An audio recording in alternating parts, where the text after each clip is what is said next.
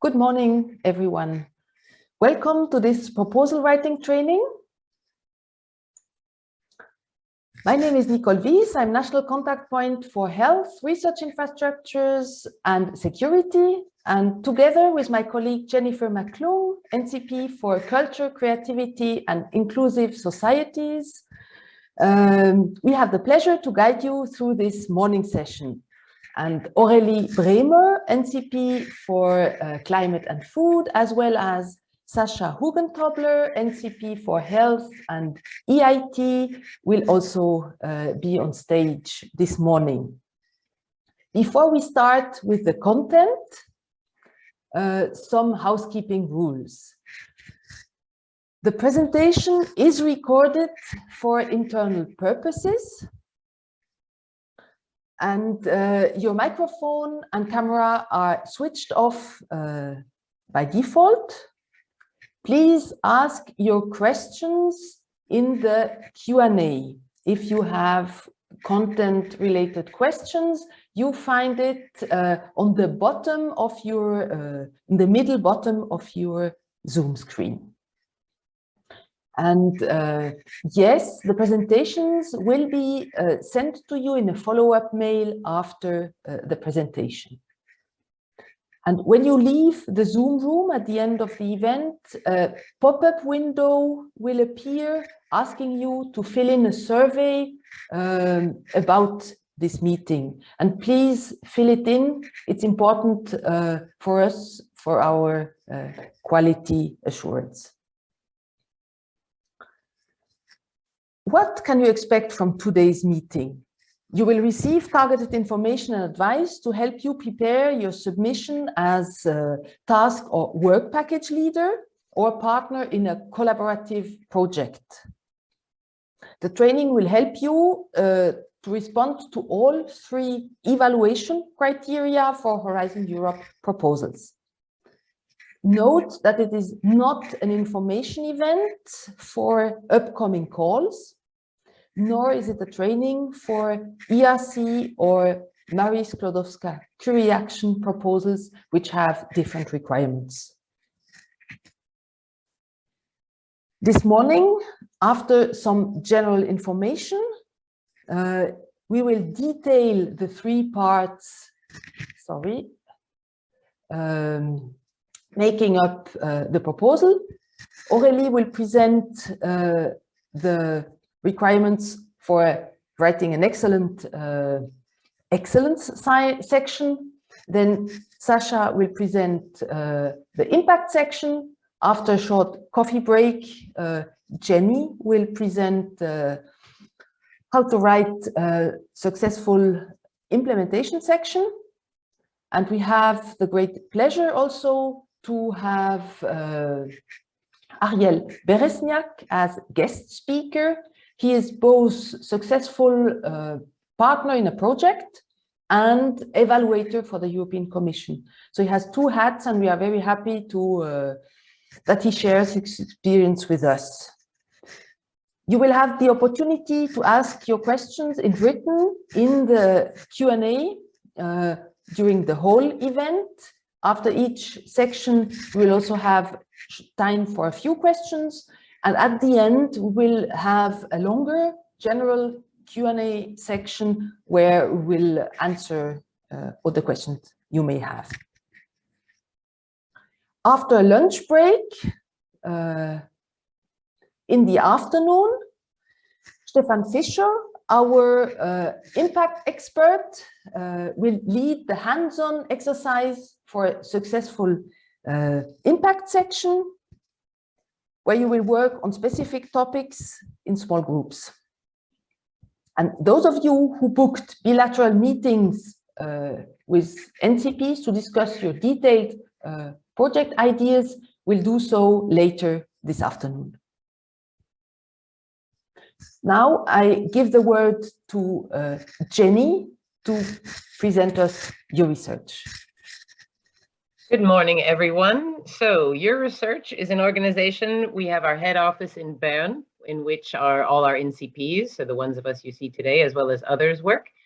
And we also have regional offices. The regional offices you see here on this map are located throughout Switzerland, and they can be your first point of contact for specific questions re your budget and administrative issues, like issues you would have with the funding and tenders portal, uploading your application, things like this. And in terms of the specific people who work here in Bern as NCPs, Nicole, if you could go to the next slide.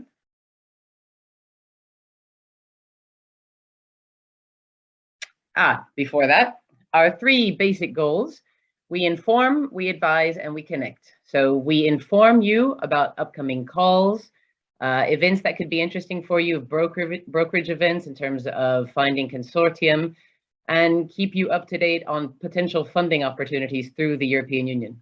In terms of advising, we also can help you find the specific scheme that is right for you, depending on the state of your career, the project idea you have, as well as we advise you on your proposal itself. So once you have your idea and you've got your consortium together, we can give you hands-on help with the writing of your proposal. And lastly, we connect. So we help you find partners through various networking tools and partner search tools that we have as NCPs. Next slide. Okay, so this is the various people, some of us who are here today and some others who are not, but these are all the people who work with different areas of collaborative projects. So first off, we have Sasha Hugentobler, who's the NCP for Health. Then myself, Jennifer McClung, I'm the NCP for Culture, Creativity, and Inclusive Society. Then you see Nicole, who is also organizing the event with me today, who's the NCP for Health and Civil Security and Society, as well as Research Infrastructures. Then we have Matthew Wellens, who's the NCP for Industry and Space. And then below, Ricardo Scarinci, who's the NCP for Digital and Mobility. Then we have Aurélie Bremer, who's the current NCP for Climate and Food, as Nicole already mentioned. And then Stefan Fischer, the NCP for EIC Accelerator, as well as the EIE. And lastly, Nicole Nantiat, who's the NCP for any legal and financial aspects and issues you might have. So we are all here to help you should you have any questions in terms of either finding funding in these different areas, or like I say, helping you get your proposal together once you start that. And you are free to contact us at any point, not only with your questions during this meeting today, but of course by email afterward, and we will be at the ready to do what we can to help you in this process. Thank you, Jenny, for this presentation of Euresearch. So you know who we are, and we would like to know a little bit more about you now. We prepared a poll with 2 questions, which I will launch now. And we would like to know something about where you work.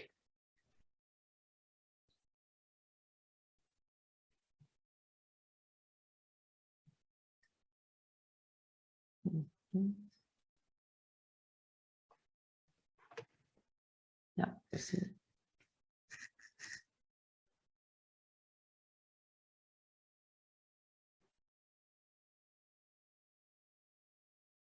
Okay.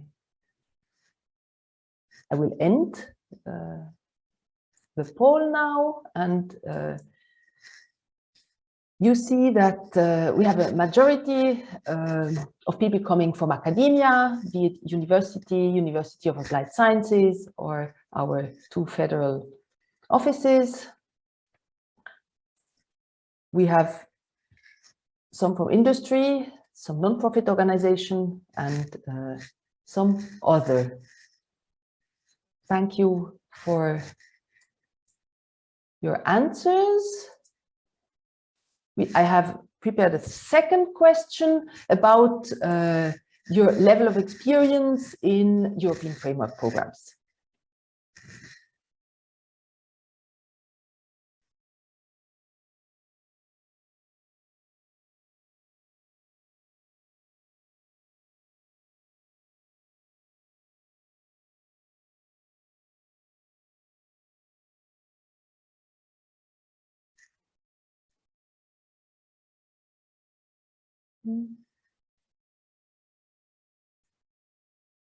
Answers are still coming in.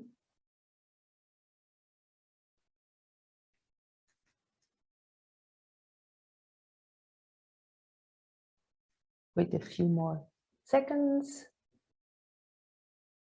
Okay. I will share the answer.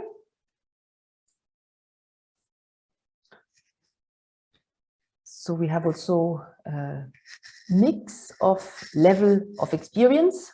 Those of you who have no experience at all, we will not address basic questions about Horizon Europe, but I'm sure you can profit from the hands-on experience about how to write the proposal.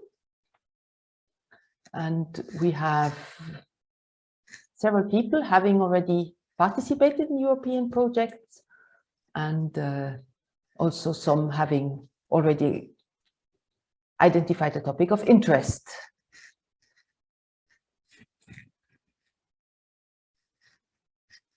Thank you so much for sharing this with us. Let's now start our journey to Horizon Europe and to a successful proposal. I chose this cartoon to show that the road to a successful proposal is sometimes bumpy, but it's exciting. And to start our journey, I will refer to the Swiss flag on the car and start with some words about the status of Switzerland in Horizon Europe. Switzerland is not a member of the European Union and has therefore to negotiate its association to Horizon Europe. Negotiations didn't start yet, and therefore Swiss entities, as it was the case for 2021, can participate in collaborative research projects as associated partners. This is a new term, and what does it mean? Associated partners have an active role in the project with tasks and deliverables. Their role is clearly described in the proposal. This is important. They can lead work packages. However, they cannot be coordinators. These are also two important elements to take into account. Associated partners don't sign the grant agreement, but they typically sign the consortium agreement or a separate collaboration agreement with the beneficiary they are linked to. And the costs of the Swiss associated partner are eligible for funding nationally by the State Secretariat for Education, Research and Innovation. For the upcoming calls for proposals, you should plan your project participation as associated partner, also for now for the upcoming calls. However, a full association to Horizon Europe as soon as possible remains the declared goal of the Federal Council. Therefore, you should keep an eye on the developments and adapt your narrative in the proposal accordingly. So the keyword here is stay flexible. Funding for your project participation is available in any case, but you should stay flexible. And to do so, the best way is to go to the website of SERI. You see the link here. They inform regularly on updates. They have an FAQ. They have information about how to apply for national funding. They stored also the financial guarantee letter on their website. So this is the reference for you to know if that changes. As a road sign on our journey to a successful proposal, I would like to highlight here that we will focus on all 6 clusters of Pillar 2 this morning, the global challenges and European industrial competitiveness, with their call for collaborative top-down proposals. If you think about the timeline, you have an idea and search for a suitable topic. Then, once you find one, you build your consortium or join one. and then start, prepare and write your proposal. Ideally, and then you submit in time before the deadline. In an ideal world, you should look for a suitable topic at least 6 months before the deadline. If you want to join a forming consortium, this timeline can be shortened. Once you submitted the proposal, you wait for reviewers to evaluate your proposals. This takes no more than 5 months. It's a promise from the European Commission, until you get the result and know if you are on the main list or not. And once you have the result, you have 3 more months to prepare the grant agreement and start the project. So again, in an ideal world, from the moment you identify the topic and you start the project, you must count a little bit more than 1 year. But where do these topics come from? So let's take a step back to understand the bigger picture. And Horizon Europe is built around strategic objectives and a strategic plan for the European Commission. This is the European policy. This European policy translates into key strategic orientations and the impact they should make for the period 2021-2024. And the expected impacts then, in turn, flow into the destinations in the work program. The selected projects should contribute to these expected impacts. And this is done through so-called impact pathways. And you will hear more about this in Sasha's presentation in the impact section. And you will work on it this afternoon in the hands-on exercise. And the impacts are of 3 kinds: scientific, societal, and economical, technical. You will have to address all 3 domains. We move now to the work program. A work program is structured into destination. So we just saw before, destination is synonymous with expected impacts. Each destination contains calls. Each call has a list of topics, and the topic is structured in expected outcome and scope. The expected outcome is what the project has to deliver, whereas the scope is what the project has to address, which activities are asked for. Let's now see the proposal. It is structured in a part A and part B. Part A contains key information about consortium members, the budget, ethical requirements, whereas part B contains the technical description, which is structured in the 3-part excellence, impact, implementation, and which are also the 3 evaluation criteria. And the template can be downloaded on the Funding and Tenders portal.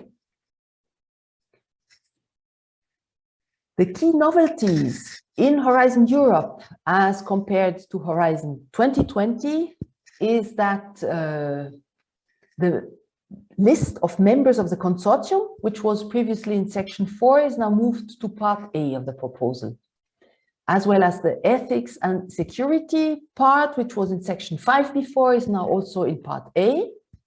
The page limit has been reduced to 45 pages for research and innovation actions and innovation actions, and 30 pages for coordination and support actions. For first stage of two-stage proposals, the page limit is 10 pages. The third parties terminology has also slightly changed.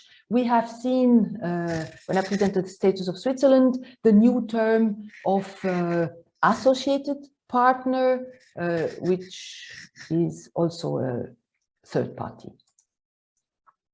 We will see in more detail now these novelties afterwards this morning. Gender is now an evaluation criteria, and new is the requirement for certain entities to provide a gender equality plan.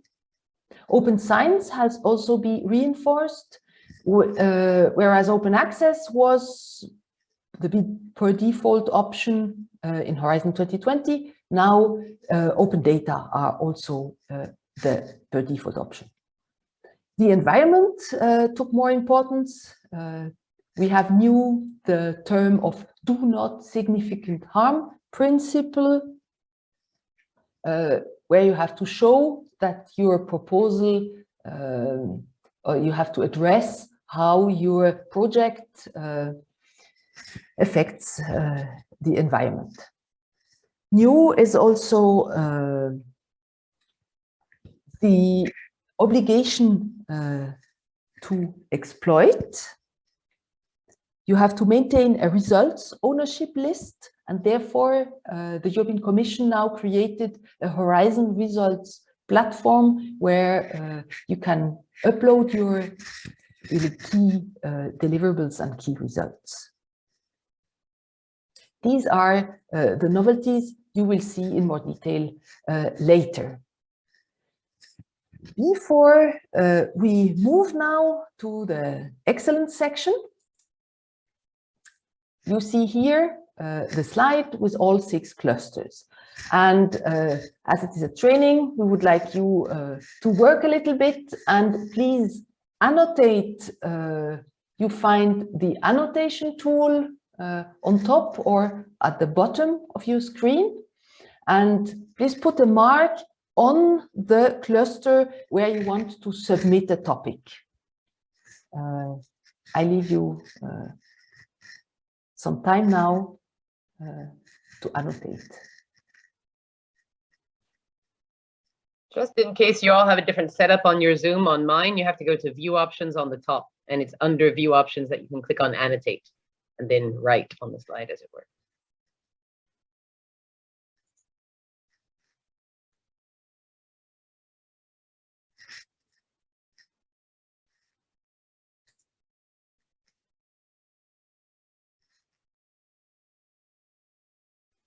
One participant says he doesn't have that option, another. Okay, potentially. So if you don't have that option under view options, okay, it seems like no one does. I'm sorry, that seems to be a technical problem. Okay, if no one has it, I guess we're going to skip this. Can you please write then the number of the cluster in the chat? Better idea. Ah, this works. Thank you.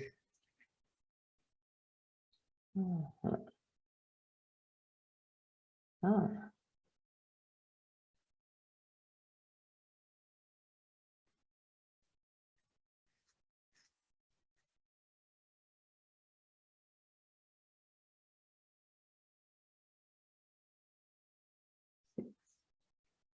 Lots of 1 and 6. 4 also. Yeah. Some 5.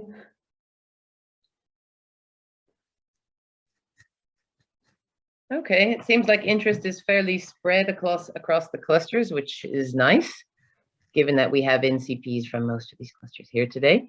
At this point, I think we are going to jump directly in and get started with in the excellence section from Aurélie. So as you know, obviously in all of these clusters that you're interested in, the basic template that you'll use is the same. So what Aurélie will talk to you about, the information she'll give you for the excellence section will be applicable and useful to you all. So I will hand over to Aurélie. Floor is yours. Yeah, thank you, Jenny. Thank you, Nicole, for this introduction. So I will share my screen. Is it okay? Do you see the slide? Okay. So good morning, everybody. So I'm Aurélie, and I am your contact point for Cluster 6, Food, Agriculture, Environment, and for Cluster 5, Climate topic. So as mentioned by my colleague, so the aim of my presentation is to give you a first overview of the excellence part for research and innovation action and innovation action proposals, and to try to give you some tips that would be useful for you to write this part. I will, yeah, it's a bit slow to take another one. Yeah, there it is. So as mentioned by my colleague, and as you may know, we are focusing on the narrative part of the proposal called the Part B. And this Part B is structured into 3 sections: excellence, impact, and implementation. We will all guide you through these 3 sections. But on my side, I will only focus on the excellence part, which is dedicated to define what is your project about and what is the aim to achieve. But before going into detail to the excellence part, I would like to highlight 3 main documents you should have always in mind when writing your proposals and preparing it. First, it's obvious, the topic text. It will be essential for you to read the topic text regularly during the process of the preparation to ensure that you always have in mind the problems, all the points it raised, and the requirements. And my first tip would be that every word and sentence has been carefully chosen by the European Commission. So make sure you are addressing all of them and taking them into account within your proposals. Then the second document is the evaluation form, in which you will find the evaluation criteria. This evaluation form will be used by the reviewers and is already available online for you. It will give you some insight on how your proposal will be evaluated. And finally, the last one would be the proposal template itself, prepared by the European Commission. It will provide you the structure you need to follow, but as well give you some concrete and detailed instructions, what is expected in each part. So first, the topic text. It is important for you to understand how topic text is structured. So first, there is an identifier and a title. This will be very useful for you if you would like to create a proposal online on the funding and tender portal. Then the second paragraph is dedicated to specific conditions, to define specific conditions that apply only to your topic. So for example, the budget, an indication of budget, the type of action, type of project, or some specific eligibility conditions. The next paragraph is the expected outcome. This will be specifically needed for impact section. And the final one is the scope. And within the scope, you will have some insight about the background, the problems to be solved, as well as what your project should explore, develop, or improve. So for the excellence part, it is important for you to have a look at the scope. For each decision you will take for building your project, make sure you are always within the scope, always addressing what is mentioned and the requirements within the scope. The second document was the evaluation form with the evaluation criteria. So in Horizon Europe, they have been adapted if we compare to the one used on the Horizon 2020. So in general, in Horizon Europe, the number of sub-criteria has been reduced. And for the excellence part, now the open science practices will be assessed as part of the scientific methodology, as well as the integration of the gender dimension. Basically, the excellence part will be scored from 0 to 5 points, and the threshold you need to reach is 3 out of 5 points. And on this slide, I have just put the evaluation criteria that will be used for the excellence. So clarity and pertinence of the project objective, and the extent to which the proposed work is ambitious and goes beyond the state of the art. The soundness of the proposed methodology, including underlying concept, models, assumption, the interdisciplinary approach, and appropriate consideration of the gender dimension in research and innovation context, as well as the quality of open science. And this includes sharing and management of research output and the participation and engagement of citizens, civil society, and end users when it's appropriate. And now the proposal template itself. So I will go through the two major parts of this excellence, which are dedicated to define the objective and ambition and the methodology. On this slide, on the following one, you will always have an indication of the number of pages you will have for each part. First, for the objective and ambitious, you will have to describe the objective of your project. You will need to explain why are they pertinent and relevant compared to the topic text. You will need to demonstrate that they are measurable and realistically achievable within your project and the time frame. It is important to be precise and to give some indicator to help the reviewers to quantify the achievement, the expected achievement of your project. You will also have to describe how your project goes beyond the state of the art and to demonstrate that the proposed work is ambitious. For the objectives, to be more precise, first you will need to highlight an overall goal of your project. And this overall goal should have a straightforward link to the topic text to allow the reviewer to understand that first you have understood the problem that it raised and that you are aligned with it and you want to address this problem. Then you will divide this overall goal into several specific technical or operational objectives. And for this objective, you should follow the SMART principle. So this objective should be defined to be specific, measurable, achievable, relevant, and time-bound. As a tip here, you need to keep in mind to remember that this part on the objective will be the first page that the reviewer will read of your proposals. You need to convince them from the very beginning that you are aligned with the topic text. You have understood the problem and addressing it, and your project is well designed. You have to make a good first impression and to make it attractive to read for the reviewers.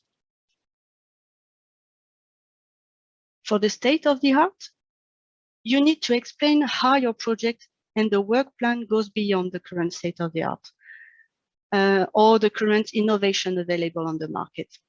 And it is up to you to define what is the current state of the art, to explain it, and to demonstrate that you go beyond and you have planned something realistic but ambitious.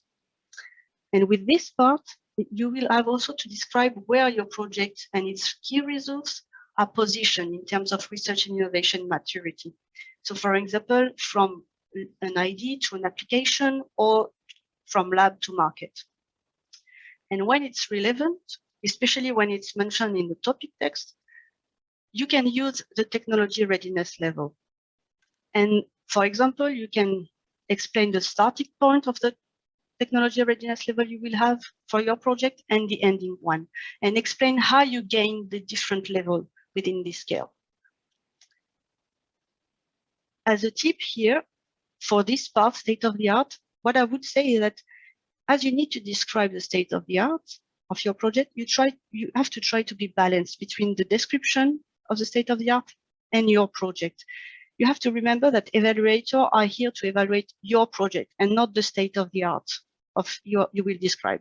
So you should put the emphasis on your project, its results, and explain the added value compared to what it is already existing. It is sometimes very easy to get lost and to spend a lot of time describing the state of the art itself. And this is not what it is expecting. Now for the methodology, so the second major part. As you can see here on this slide, there are several expectations from the European Commission in the proposal templates. You will need first to describe the overall methodology, to list other national and international research and innovation activities, to describe the interdisciplinary approach or the integration of the social science and humanities, the gender dimension, the open science practices, as well as to explain how you will manage research data. I will go into detail. First, for the methodology and concepts. So you need here to describe the overall methodology for your project in a narrative way. You should describe and highlight the concepts, the models, or the assumptions that are behind this methodology and your proposed work. You should explain how this specific methodology will help you to reach the objectives you have defined previously. And in this section, you can also, for example, try to explain some specific positioning or some strategic choice you have made for your project, or why the project is structured that way, or what are the different stages for your project, if they're from pure research phases, demonstration phases, etc. But you always have to keep in mind that your methodology should be consistent with the objectives you have defined. And for this part, you should be careful also to not go into too much detail, too much technical detail, because it is not expected from you here to describe in detail the work package or the different tasks, which is dedicated to the how you will manage or how you will do okay. So now this will be done in the implementation section. And in this part, basically what the reviewer wants to know is if the methodology of your project is adapted to the challenge. So as a tip here, find a good balance between too technical details and basic explanation. While you will describe your methodology, you will have to take into account a new principle in Horizon Europe, which is a do no significant harm principle. The idea behind this principle is to raise awareness about potential harm, environmental risk linked to your research, and to try to encourage you to identify and put in place some mitigation plan at the research level, at the very beginning, when you plan your research. So in your proposals, you should show that your project will not carry out activities that make any significant harm to any of the 6 environmental objectives I have listed here below in yellow on this slide. So you should assess this for the activities that will be run during the project, but also for the expected life cycle impact of the innovation and solution. In case there is any negative effect that could be possible, you need to explain how you will manage it and what is the mitigation plan you have already think of. It is important to show to the reviewers that you are aware of the negative point, you are not neglecting it, and that you have already think about the plan to limit its impact. And it's also important for you in the proposal to try to show a good balance between the positive effect and the potential negative ones. And I think the major point you need to keep in mind for this do no significant harm principle is that it is important evaluator will not score application in relation to their compliance to the do no significant harm principle, unless it is explicitly stated in the work program. So this means that if a project has a negative effect, that you have explained the mitigation plan you have already think of, this will not be scored negatively, and you can still receive funding. Now, the second bullet point for the methodology was to try to have a nice landscape of research and innovation action or activities or projects that could feed your project, that could help you to reach your objective. You will need to highlight concrete links and synergy and to explain how you will establish them with these other activities, other projects. So here it is important to include, for example, links and synergy with EU project, should they be terminated or ongoing, or to always highlight the added value of your project compared to the one you will list in your proposals. When listing those projects and activities, as I mentioned, you need to be concrete, to have a concrete link. So for example, it could be to use the knowledge or the result of a previous project to go further in your project, or maybe via common partners to try to finish a work that has been previously started in a project and that will be finished in another one. As a tool here to help you, you can have a look at the CORDIS project database from the European Commission, which is listing all the previous European projects from the different framework programs, and you can have a quick search thanks to keywords and find a nice list. In addition, there is the interdisciplinary approach. So you will have to explain in your proposals if you will have an interdisciplinary approach and what would be the needed and required disciplines or expertise or methods that will be needed to achieve your objective. You have also the possibility, if you think that interdisciplinary approach is not relevant for your project, to justify, to provide a justification and an explanation for reviewers.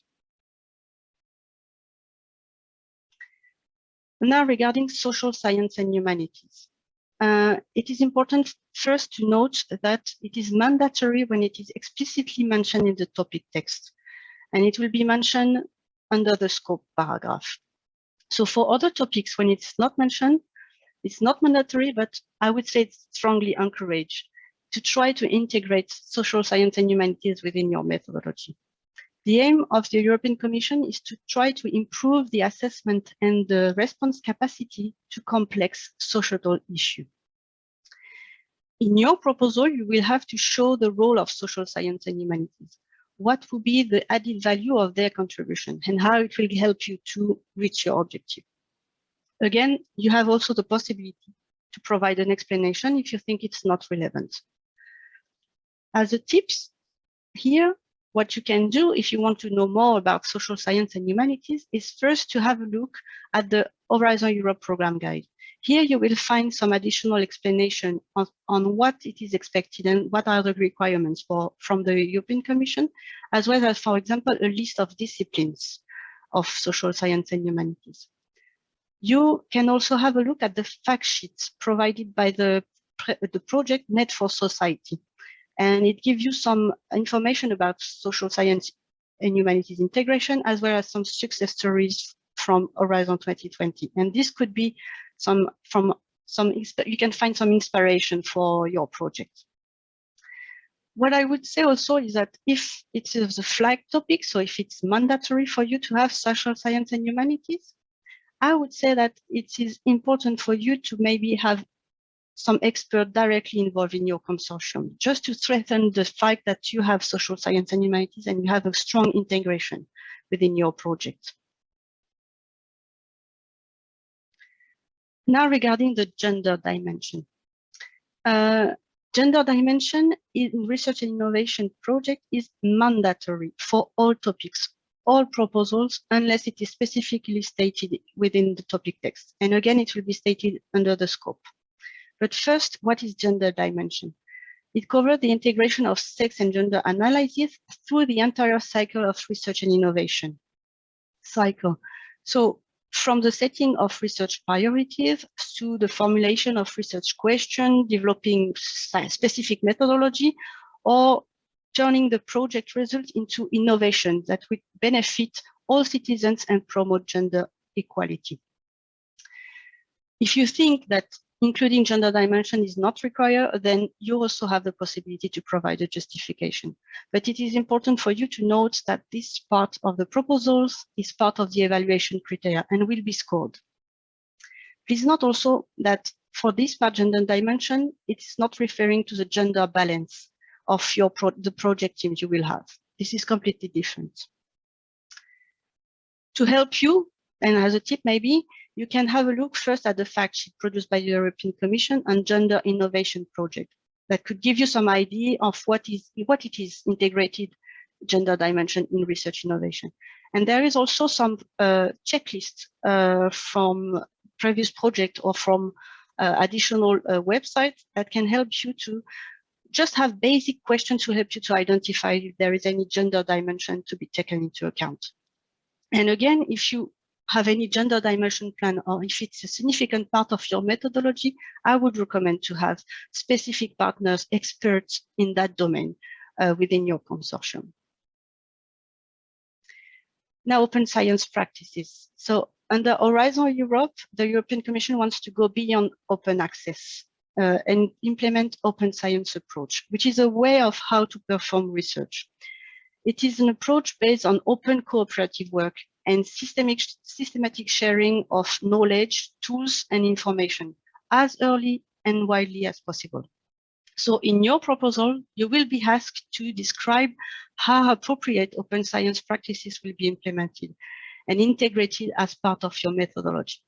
It will be evaluated by the reviewers as an evaluation criteria for this excellence part. You have to be aware that there are two types of open science practices expected by the European Commission. Here I have listed some examples.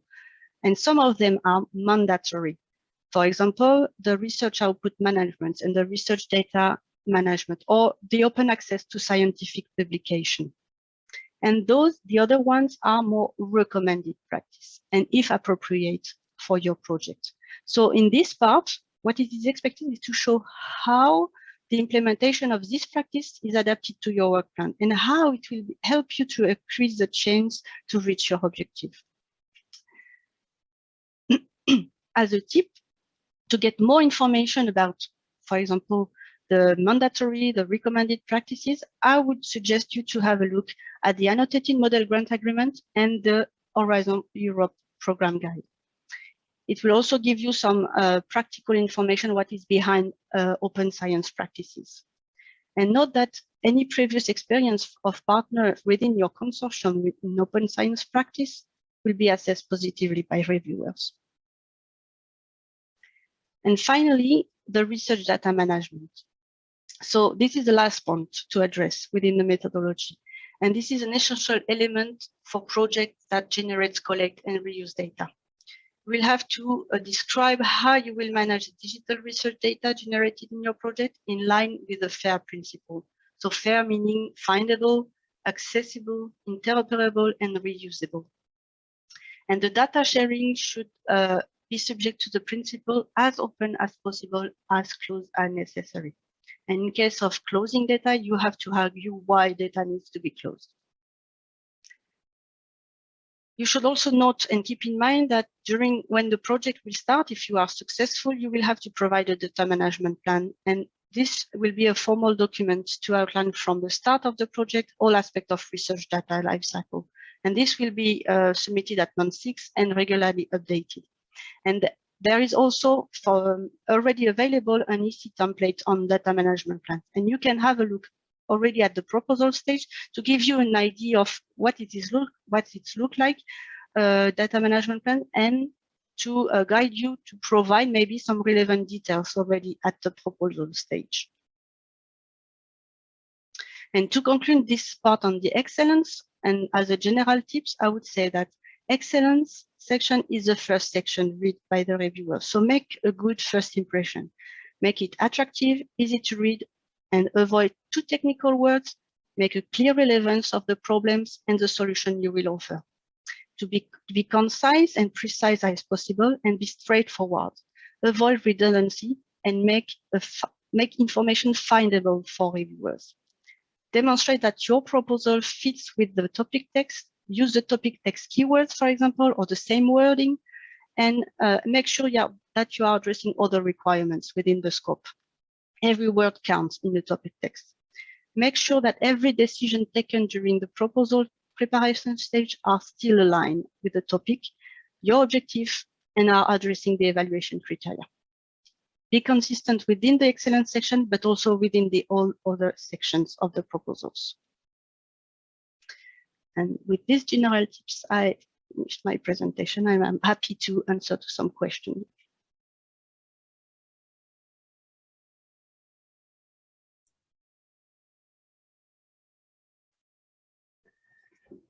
Thank you, Aurélie. We have some questions in the Q&A. And first, I would like to read a comment from our colleague from EU Grant Success in Zurich, Katharina Eckenberger, who says that if you are from a university, contact your library or your open science, open access desk. They can support you. So this is good information. We have a question from Robert Home. Does travel inside Europe count as environmental harm because of the CO2 emissions?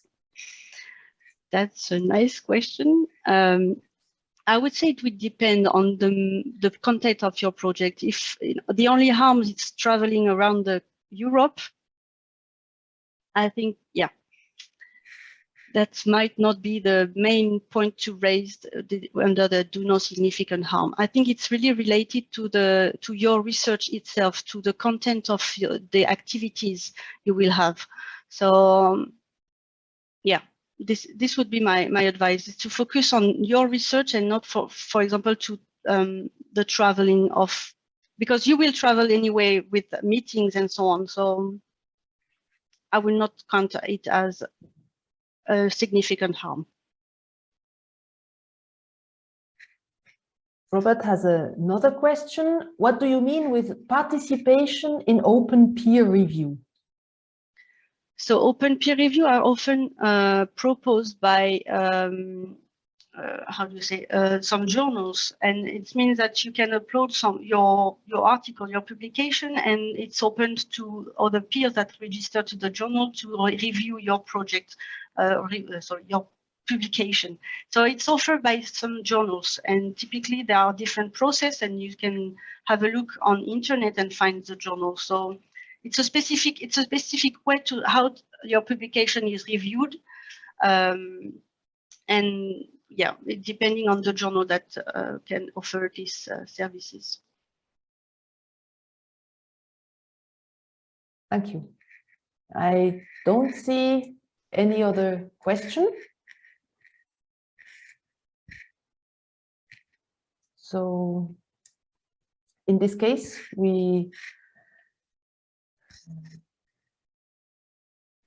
yes, one last question. Is there any document that shows the methodologies for open science? There are a lot of documents in the document I mentioned in my presentation. For example, the Horizon Europe Program Guide and the Annotated Model Grant Agreement that will guide you on what is expected and what is open science practices, and give you some fact sheets or some examples of projects they are referring to. So if you go to that, to those documents, you will have a list of documents that referring to these open science practices, and will guide you and give you more details. Perfect. Thank you, Aurélie. And with this, we close the excellence science section, and I have the pleasure to welcome Sascha Hugentobler, who will present you what you have to be aware in the impact section. Sascha, the floor is yours. Thank you, Nicole. Good morning, everyone from my side. Welcome. And this second part of the proposal is on the impact, as Nicole just said. And now let's have a look a bit at what needs to be covered in the impact and what the idea behind the impact is. So as Aurélie said, the excellence part was the what part. And now under the part B in the proposal, like that's your description of the project, we have the second part, and that's the impact part. And the impact part is the why part, where you need to justify why this project should be done and should be financed, and what evidence do you collect and measure in the project to demonstrate the value of the project and the impact, the value, the impact the project has. So let's have a look at this. Is the proposal template. The questions we had earlier on was, where can you find this template in the Word format? You get this template under the specific topic under which you want to submit the proposal. So the 19 of you that already found the topic, if you go on this topic website on the funding and tender and you scroll down to the documents, you find the proper proposal template. You always should use the proposal template within the web page of your topic. That's extremely important. And the proposal template then talks you through how to prepare the proposal. So now we are in the impact, the second part. And what is this second part about, and how is this being evaluated? I would like to show you the sub-criteria of the evaluation criteria impact, so that you know what the evaluators look at. And this is for the research innovation actions and the innovation actions where we from Switzerland can participate. So the sub-criteria in the impact is the credibility of the pathways to achieve the expected outcomes and impact specified in the work program, and the likely scale and significance of the contributions due to the project. I'm going to explain all these words and the meaning behind them on the next slides. But this is being evaluated. This really is what the evaluators look at and look for in your proposal under this section. The second sub-criteria on the impact is the suitability and the quality of the measures to maximize these expected outcomes and impacts as set out in the dissemination and exploitation plan, including communication activities. Again, we will look into that in more detail, but these are the parts that the evaluators are asked whether you fully fulfill these requirements when they are looking at your proposal. So, impact. The impact is based on these, it's a new word, it's the key impact pathways. And these key impact pathways that we look at in detail on the next slides, they must be measurable and quantifiable. So it's not the quality itself that counts for the evaluation, it's the quantity and the measurability of these impacts. Furthermore, you need to prove what the evidence is, what evidence you collect and measure in the project to demonstrate the value of the project. And in order to do this and to convince the evaluators, you need to engage target groups and you need to show how you engage these target groups or end users, the people that can benefit from the project, from the findings, from what you are working on in your proposal. You need to give them a role and you need to also show how you measure their engagement. So as a practical example here, for example, you submit a project on a topic which should come up with a better treatment for cancer patients. In order to show that the value of the project is being reached, that you will have an effect for cancer patients, you will have to give these patients, these end users, this target group, a voice. So you can do this by, for example, having a patient organization in the consortium. That's what's meant with it. You need to show how the people that at the end will have a benefit from the results of your project, how you involve them in your consortium, that you give them a voice, that it's proven that they will, that the results that you create will reach these end users. So I said I'm going to go more into the key impact pathways. This is a European jargon. This is a new word, and this is something that entire Horizon Europe, the second pillar, is built on. And it's built on these 9 key impact pathways. This is a legal requirement for the pillar 2 for all these topics in the different thematic programs, in the different clusters. And apparently there has been a very long discussion until these 9 key impact pathways have been defined. There was first there was about 30, then down to 15, and then there was an agreement of these 9. And these 9 are within 3 categories of impact. This is the scientific impact, the societal impact, and the economic technological impact. And the key impact pathways within these categories, you can see them here, creating high quality new knowledge, strengthening human capital in research and innovation, fostering diffusion of knowledge and open science. On the societal impact, you have addressing the EU policy priorities and the global challenges, delivering benefits and impacts, strengthening the uptake in the society. And on the economic technological impact, you have generating innovation-based growth, creating more and better jobs, and leveraging investment in research and innovation. So you can see they are extremely broad, and they are that broad because you can apply them in every single topic that is published under any cluster in any thematic field. This is kind of tricky for the first time submitting a proposal to get your head around this, because you need to consider this in connection with the outcomes that are described in the topic. We are here to assist you further, and Stefan Fischer is doing an excellent exercise in the afternoon that we could go a bit more into detail in the impact, but this is the basis, and you have more information on this webinar here below where there's a link. So now, with this in the back of your mind, the proposal must include a narrative explaining how the project's results are expected to contribute towards each of the outcomes. The outcomes are listed in the topic text, together with the target groups. Sorry, I keep repeating the target groups because they're really extremely relevant. Otherwise, you will have the issue during the evaluation that they don't believe you that you will reach these results. The next part, this is the outcomes that are described in the topic text. And this is the short-term effect of your project. Then the long-term is the project's contribution towards the topic's outcome must lead in the longer term to the wider impact listed in the work program. So where do you find these wider impacts?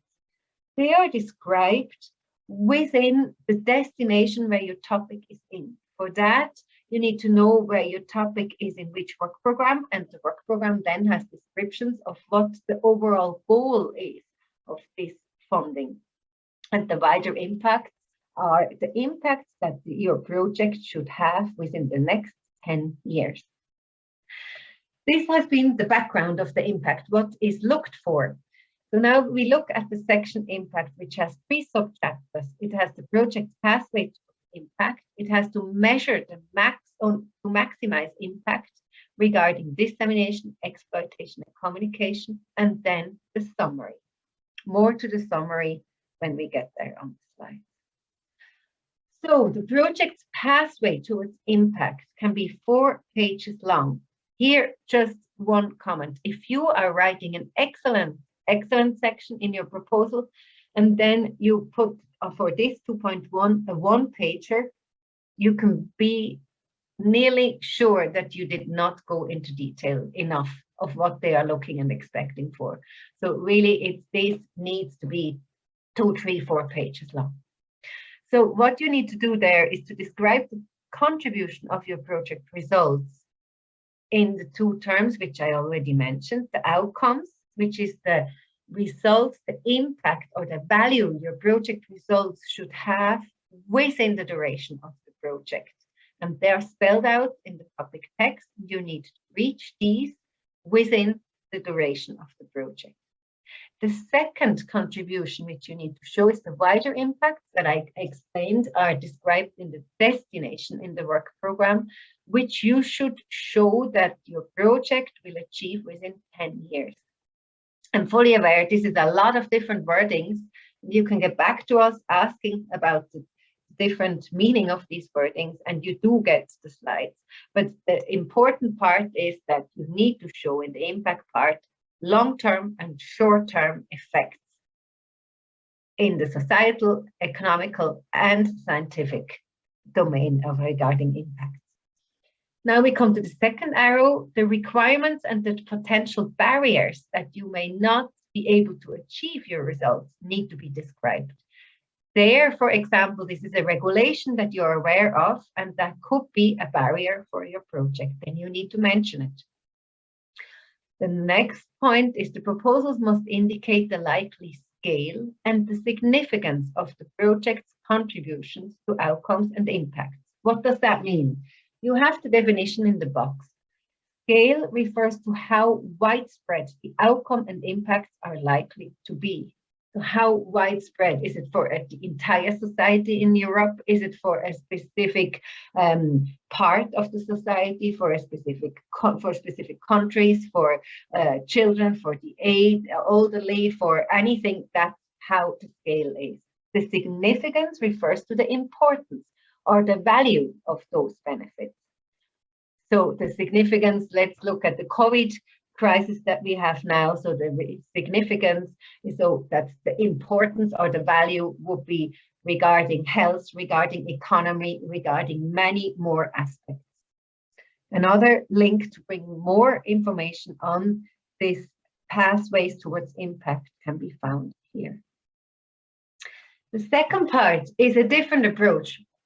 This is how you communicate, disseminate, and exploit what you will reach in your project. That's another 4 pages. Again, here, if you only fill 1 page in your proposal, you most likely are not going enough into detail.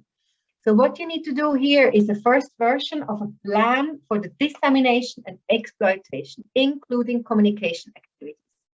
Again, you need to name the target groups, You need to name them quite specifically.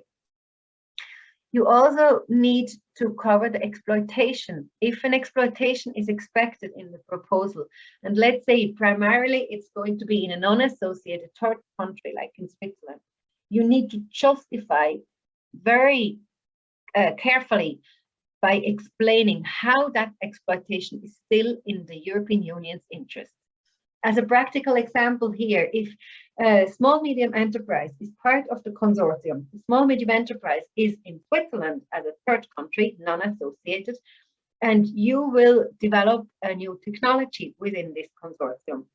You very, very carefully need to show that this new technology is exploitable in Europe, that this is of benefit for Europe, for the European end users, for the markets.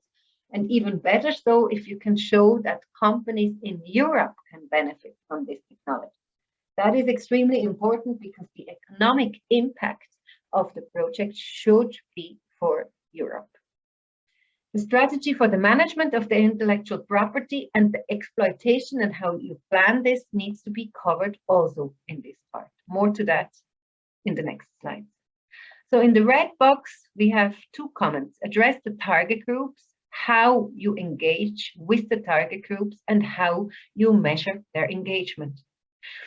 And this whole 2.2 is a plan. A plan means in EU jargon, really, that you should show a strategy. You should show, for example, in the form of a table, with to whom you deliver, with which method, and you provide what and how much of it. So really, again, it needs to be quantifiable, what you want to reach. So on the next slide is a table that I made extremely quickly. It's just an example, and it just should show you how you should think and build this up. This is not at all complete, and this was just done to show you on a practical example. So this plan could be translated in your proposal into a table. And in this table, there should be more columns than this. But for example, what to be disseminated and exploited. Let's say you develop a product. You develop this product is a model or an algorithm or a new material. You need to show to whom you disseminate this, to innovators, technicians, companies. You need to show what this is. So here, as an example, a new mathematical model, the barriers, what regulations, then by whom this is carried out, by which partner in the consortium, and what expertise this partner has. And then how much achievements, how much is this being used? So for example, the number of models that has been elaborated, that has been created. Another example would be the service that you disseminate a training. And this training is, let's say, for clinicians and scientists. The barriers could be the resources of the consortium partners. So, for example, you could say that as a plan, a mitigation plan, that you don't have enough resources, you offer this training online by a certain partner, and you could be measured by the number of downloads of this training or clicks of this training. And how well is this being taken up? For example, you could say that a certain percentage of clinicians are newly trained.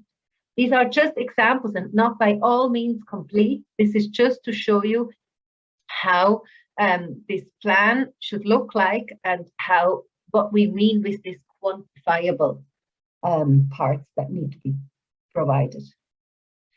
The third part of the impact is the canvas. This is new. So a canvas is showing, summarizing the needs, the expected results, the dissemination, exploitation, and communication measures, the target groups, the outcomes, and the impacts of your project. So in other words, the canvas is a summary. And what we were told is that if there is two equally strong proposals, let's say there will be two proposals with a maximum score of 15, but the funding will only be enough for one, they will look at this canvas. And in the discussion of which proposal to fund, they will compare these two canvases. So please be aware that it could be in a final discussion who is going to make the winner.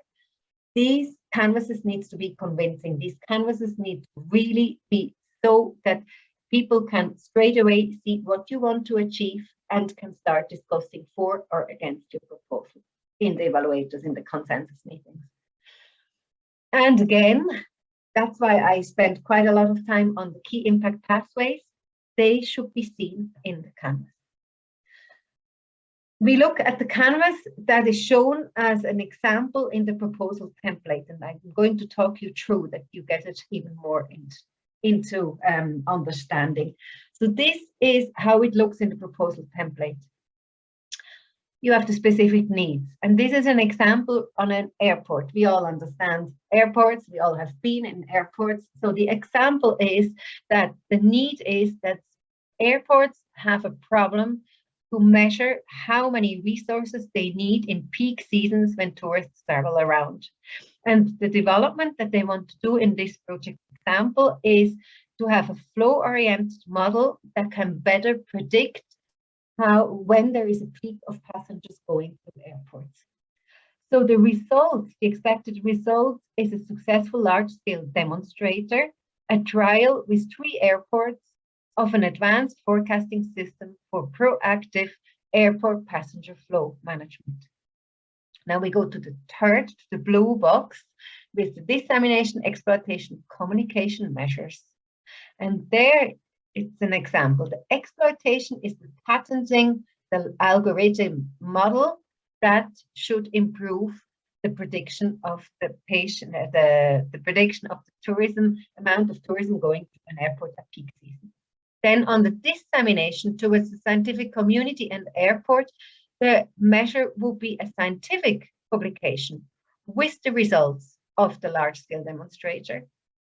And then regarding the communication towards the citizens, the end users, the people traveling through the airports, is an event in a shopping mall to show how the outcome of the action are relevant to our everyday lives. So you see there is concrete measures that can be measured, that can have that it's clear for the evaluators what size they have, and that way they're trying to justify the impact of what they want to achieve regarding the dissemination, exploitation, communication measures. Then regarding the target groups, in the example, they want 9 European airports that will use this algorithm. Then from another perspective, and the target group is the European Union Aviation Safety Agency. And that brings us back to the point where I said the impact needs to be European-wide. If you have a European umbrella organization in whatever you do, try to think how they could benefit from the project results that you create. And then the target group at the end again is the air passengers, the end users.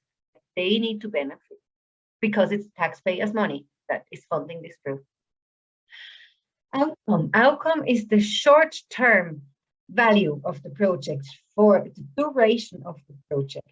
There, the example gives that the uptake by 9 European airports is the goal, that after this project, 9 European airports have adopted the advanced forecasting system demonstrated during the project. And the impact, which is the long-term effect of the project, here they have 2 examples. The scientific impact should be new breakthrough scientific discovery on the passenger forecast modeling. Then we have, that's one, you remember the key impact pathways, that's in the first category. In the second one, they don't have an example here, that would be the societal impact. Here in the societal impact, I was thinking you could say, for example, that more passengers can travel in peak seasons and don't have to wait as long as at the moment, sometimes in airports in the peak season. So that would be the impact for the travelers. And then there is less delays in airplane flights. And the economic impact, increased airport efficiency.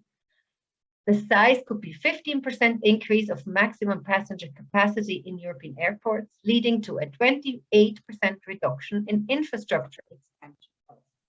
So you see they're translating their results into percentages. It's all hypothetical, of course, but they give figures. They give figures what the effect would be.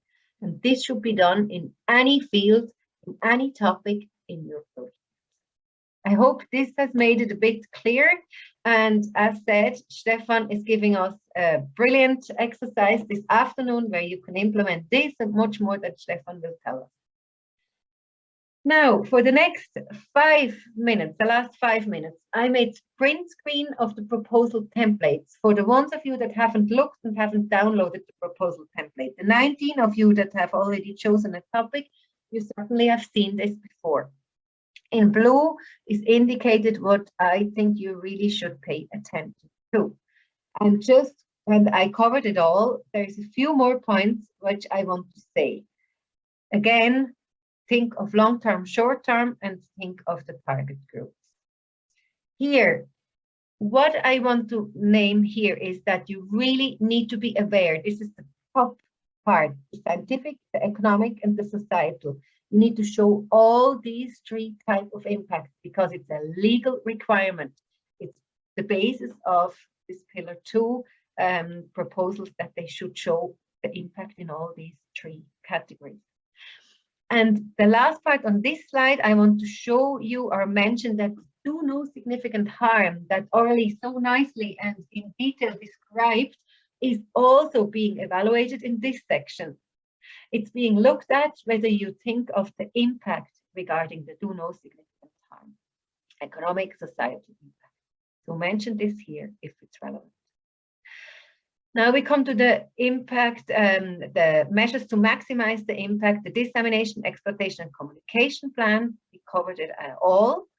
And here at the end of the communication plan, the exploitation plan, there is one new requirement that at the end of the project, you have to have a role. Role is the abbreviation, results ownership list, which is mandatory at the end of the project. You can also make a deliverable out of it when you prepare the proposal. And this results ownership list has to show who owns which result of the project. Do's and don'ts, summarizing what I told you. So in the do's, be as concise as you can regarding impacts and be as concise and precise as possible. Address the 9 key impact pathways within these 3 different categories. Address the long and the short term, and explain well where the impact is on EU level, how Europe can benefit. It must be clear how the results will be made available outside of the countries where partners are located. And write an excellent canvas, an excellent summary. Do not only define the impact in a qualitative way. Try to do not have insufficient exploitation strategy, explain it in detail. Do not omit explaining the means of delivery of end results to the end users, to the people that benefit from it outside the scientific community. And don't be vague regarding targeted stakeholders, or don't be vague anywhere. Be as precise as you can. And feedback from evaluators. We meet evaluators regularly to hear what their experiences is looking at proposals. This is my final word. Criticism is contribution to impacts are not quantifiable, not measurable, not convincible. Explanation missing how the target groups are reached. Communication, dissemination, and exploitation is not distinguished enough and explained in sufficient detail.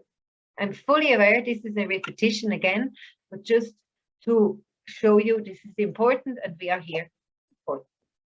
Thank you. Any questions? Thank you, Sasha. Yeah, there is indeed some question. So the first one would be wider impact in the long term. Does it mean 5, 10, 20 years after the end of the project? Do we have any clue? The long term should be approximately 10 years or longer. It's really the long term. It's longer than your project. What the benefit of your project will be once it's finished. Okay, thank you. Another one is regarding the dissemination, communication, and exploitation. You mentioned that maybe it would be better to present it as a table in a proposal. How to avoid redundancy with the summary table in section 2.3?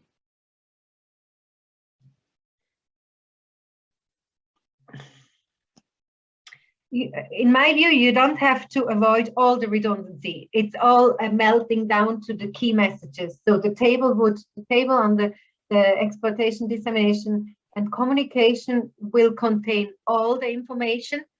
And then in the canvas, you bring the most important ones, the ones that you think they will compete against the competitor proposal. Is that sufficient? I think on my side is clear. Another question is, does each project have to address all the three impact levels, economic, societal, and scientific? Or could one also justify that during the project lifecycle, it is only possible to address one of them in depth? That's not the idea. That's why I emphasized it's a legal requirement. It's not sufficient. These are collaborative projects under the pillar 2, and there you need to address all three aspects. And if you can't, you need to write an extremely convincing justification why this is not relevant for your project. Thank you. And the last question we had is, can you give an example of how to leverage investment in research and innovation?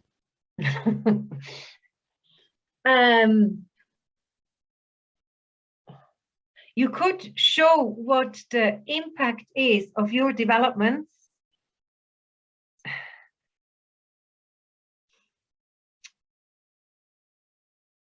by how your results can save money.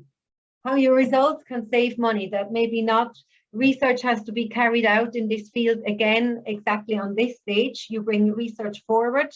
So money in research funding, money in treatments, in therapies, in medication can be reduced thanks to the work that has been carried out. That's one example I can think of.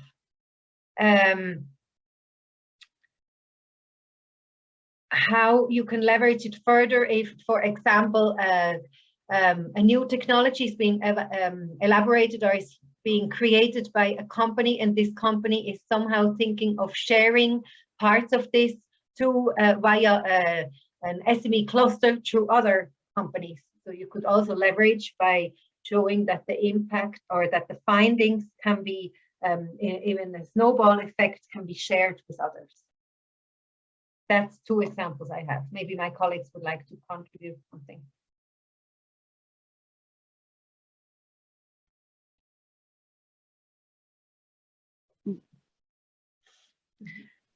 Thank you, Sasha. If there is no additional questions, so I think it's okay for the impact section. Yes, so thank you very much for that, Sasha. We will now go to a coffee break. We're a few minutes behind, so we will give you the full 20 minutes planned for the coffee break in any case. And we will convene with my section on the implementation at 10:45. So we will see you all back then.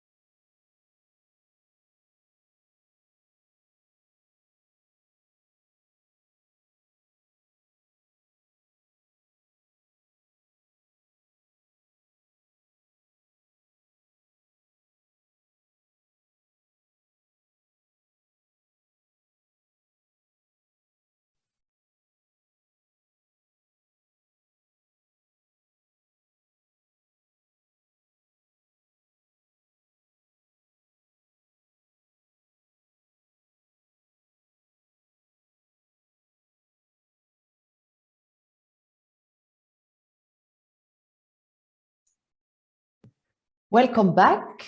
I hope you had a good coffee break.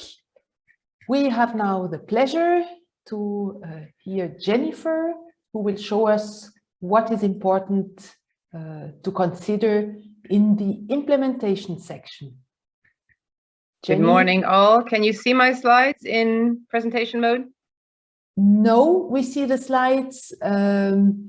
We see all your slides. 2 seconds. Change that. Okay.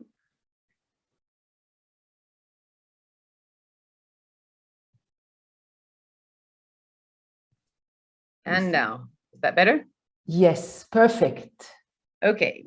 Good morning, all. Thank you for that, Nicole. So I'm Jenny. I'm the NCP for Culture, Creativity, and Inclusive Society. And I am going to talk you through the implementation section this morning. So you've heard from Aurélie about the excellence section, the what of your project, why it's important. You've heard from Sasha about the impact session, the why in terms of the impact your project will have. It has to be said, these two sections are potentially the sexier sections of your proposal. In any case, the implementation section is highly necessary because it shows the how about your project. How do you plan to achieve these specific objectives? How do you plan to have the impact that you say you'll have? So before I start talking you through what the implementation section looks like, as always, let's have a look at the evaluation criteria for this section. This is obviously important to keep in your head as you're writing. So to evaluate the quality and efficiency of the implementation section, your reviewers will look at the quality and effectiveness of the work plan, assessment of risks, appropriateness of the effort assigned to work packages, and the overall resources, as well as the capacity and role of each participant or applicant, and the extent to which the consortium as a whole brings together the necessary expertise.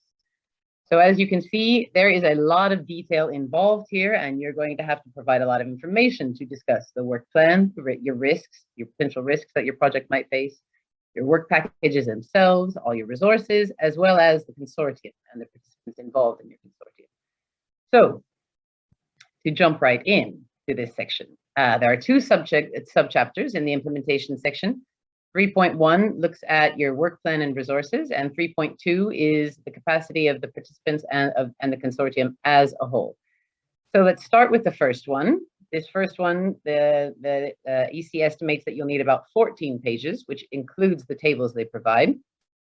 And in this section, in this subchapter, sorry, on work plan and resources, the first thing that you'll have to describe is your overall structure of your work plan, the timing of your work plan, so in terms of a Gantt chart or something similar, and the interrelations of your work packages. And for that, you'll need something like a PERT chart.